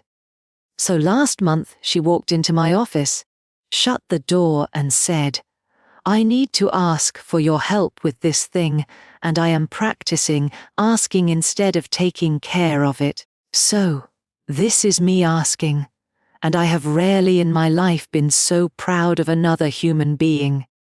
A lesson I didn't start to learn until 43. At 26, she was learning how to need. That's 17 years, she gets back. The last time they weren't alone atop the hill was 17 years ago. I gave her that. The best. And yet most expensive thing I ever did with all I am was something we didn't have to pay a nickel for, and that is the great lesson of my life arriving right on time, which is to say decades late and dead center as planned. So now I have to tell you about a day on the boat, because this is the bit of this that surprises most people when I tell it, and also BC. It's what I think is closest to how these stories actually end, messily. A few months less than a year and a half after the dinner, my father phoned. Not my mom, my dad, who had almost never called me on his own, who had spent my whole life delegating the family's relationships to my mother like he was delegating everything else. He phoned, and he was about as smooth as an asthmatic elephant on roller skates, saying, "Dine, I was wondering, do you want to go out on the boat sometime, just you and me?" "Well, I mean, I want to take you out on it, if you wanted." I said yes. Of course I said yes. It was a Saturday in June when we went out. It was the type of clear, bright day my father had purchased that boat to have, which made him proud, showing me everything, showing me the cabin and all instruments and how it steered, so I let him be proud, not doing what I might once have done, which is dutifully add up just how much money was spent on this thing quietly in my mind. I literally stood there and let my father show his daughter around the boat he built. And on the water, with the engine off, coasting along, was what it had brought me there to say. He wasn't good at it. My father was not a man of words, he never was. And still, he was trying, and that trying meant everything. "I have been considering what you said," he said. At the dinner, on being an umbrella. I initially didn't comprehend it. I was angry. Your mother was angry. We thought you left us for money, when you had plenty and we had a problem. He sat in silence, staring at the water. But I have thought for a year and a half now, and understand it better now. I remember, Diane, I remember you purchased that bike. The blue one. You were 11, and I have told that story for years, how you earned it yourself and what that symbolically meant from me, and I never once in 30 years asked myself why an 11-year-old girl had to pay for her own bike when I bought your brother anything he wanted. I never asked. Never occurred to me to ask. They looked at me, his eyes were wet, my father's. I had seen this about twice in a lifetime. I think we hurt you for a long time, in a way we could never see because you took no noise. And I'm sorry. 30 years, I don't know how to extricate that. But I'm sorry, and I wanted to say it out on the water, where it's just us because you never were my just us before. But you should have been, I cried. He wept a little in the gruffly embarrassed way of a man who has not shed a tear since his own father was laid to rest. We didn't hug. We're not a hugging family, that would have been overreaching, and I no longer need people to cross bridges they can't. We sat, just the two of us, drifting on the second wind, the boat that had blown my entire family's secret wide open, and let the truth sit between us as is unassailed by all those artifice, avoidance tools we use to fix it or fund it, or perform around it. What the water was, and what the truth was, and a father and a daughter who 30 years too late had entered into a conversation they thought would never arrive. I still go out on the boat with him a few times every summer. Of all things, it has become where my father and I are at our most honest with one another. The boat I loathed, the $80,000 embodiment of my family's dysfunction, and everything else that rotted him to the core, is now the sole place where my father actually learned to see me. Life does that. It does not allow your symbols to remain clean. The thing you know for certain is the antagonist of your story, what those maggots and vampire bats are chewing up behind your back, turns out to be the most beautiful set piece in its best scene. I would never have chosen it. I wouldn't trade it now. Their equity is still being eaten away by the reverse mortgage. After my parents die, the house will be gone, and we will be left with no inheritance at all from them. But I will take my inheritance of that afternoon in the water, and I have crunched the numbers. I always crunch the numbers.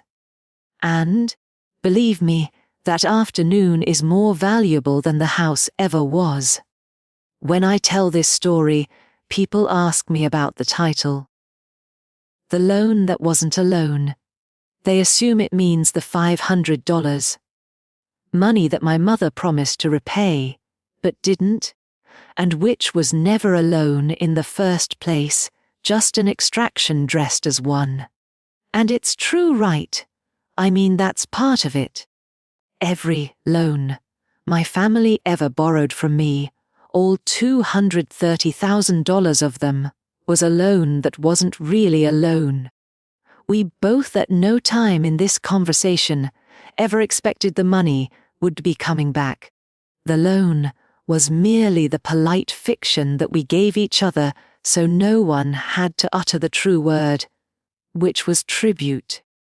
But that is only part of the message, which I am now going to finish, because this piece revolves around what I most want you to remember. The deepest loan I made was the one I gave my family for 43 years, and it wasn't. It was not monetary. It was myself. I gave them all of me, my talent, my generosity, my 1000% availability.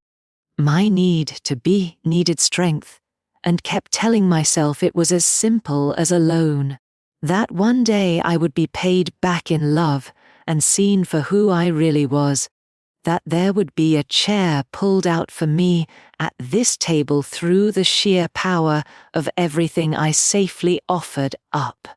I was convinced the account would come into balance in due course. I was finance. I believed in the ledger if enough went into it. Eventually, there'd be enough raised for me. That if and when I ever needed them, they would be there like I had always been there.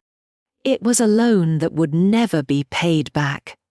Because, while you can certainly loan yourself to people, you cannot charge their credit card for a self-sacrifice, and expect repayment in love from them, any more than my mother could reverse mortgage herself and start spending that money on whatever she desired, as if the bank were just giving it away. The structure doesn't allow it. You don't get credit for love, giving until you are owed it. Love is either freely given or it isn't love, and the second I was giving in exchange for being paid back. To earn a seat, to fill the hole, to finally be enough. It ceased being love and became precisely what my family treated it as, a transaction. I was running a family bank and accusing the customers of the bank for acting as if they were customers. The betrayal was real, but I built the bank. I had started it, I was its CEO, the only depositor, and calling the slowly bankrupting myself, after 4 decades of keeping it afloat, love. I meant I finished giving money to my family the day I shut down the bank. That night at that dinner, when I said, "It is now check writing time over," I stopped loaning them myself. The only loan I needed now on the books. I called in to better service that belonged to me and dove deep into my own life. Once a time loan that went straight home between the woman I have yet to be, until all of the earlier falsehoods. Interest was paid as long as you need to collateralize your heart with a collection of questions where too many came already read without cover. A love that was never for sale. That's the fake loan, if a loan were to be made of smoke. It was me. And bringing it back was easily the best financial decision of my life. And I've made a decent amount. I managed $2 billion. And none of it, was worth as much as when I stopped spending myself on people who never once cared to ask how I was doing. This is how everyone finished, in case you want to know, and it always feels more real than the moment. When my dad and I take to the boat, surprisingly we are as close now, more so than ever before, 2 people who found one another late in life and out on the water. He's 71, happy, and my whole peace with losing money in the boat is made. My mother and I talk, with great care, semi-truthfully, in the only way she knows how, and which I have stopped needing to be more than it is. Now, she can manage them on her own. She said to me last month that she has gotten pretty good at it, with a kind of pride that took her something to own, because belonging also meant admitting she'd never had to do it before. This is not some Hallmark card mother-daughter relationship, but it is genuine, which the previous one never was. I'll take real. 18 months into the same job, and he is on ground he built himself for the first time in his life. And we talk just because he wants to say hello, and I feel more like a brother to him than I ever had before. Which makes sense, since in truth, he was never a brother of mine until now, but coming at 46, better late than never. Ashley and I are not close. Ashley hated me for it. She still tells people I abandoned our parents. Still believes I should have just coughed up the money, like any good daughter would. Ashley, mainly. Ashley, who needed the bank open more than anyone else, because she was next at the window, and I closed it before her turn came up, and she's never forgiven the close for that. That is one thing that has come to terms with as well. Leaving is a process in which not everybody accompanies you. Much of the old system is so deeply woven into their bones that your freedom sounds like a betrayal to them. And there is no other choice but to grieve for it and keep going. I still write down a card for her birthday. She doesn't send one on mine. That's our entire shape now, And I gave up trying to fix it, because trying to fix it was just the bank reopening under a new name. Maya is going to rule the world someday, and she's going to do it without spending nearly 2 decades struggling to learn it's okay to need things, or that any part of her was due a 9 p.m. conversation overheard in a break room I nearly passed by. And me, I still run the fund. I do it well, better, but I think because now I'm leaning, I see my therapist. I have friends now, real ones. The kind you allow to carry things for you. The kind that I can call when I need assistance moving a couch instead of stealthy hiring movers and telling nobody. At 40, 3 us 50, and almost 44, whatever group you are in, I have earned the right to be mess. I am still learning how not to be a person who is only good at being recognized when they do, rather than fed by simply existing. And every inch of forward is good work. A little freer is everything. And, by the way, I keep the blue bike, not an actual original. That shit is long gone. However, when I got into my house, I bought myself a blue 10 speed, the closest I could find to the one in the shop windowed, and it sits on my home office wall so that I can see it while working. People ask about it. I tell them it's a reminder. They think it is some sort of reminder about how much I've achieved. The girl who bought her own bike, now running billions. And I let them believe that, because it is a nice tale and not entirely inaccurate. But that is not the first thing it reminds me of.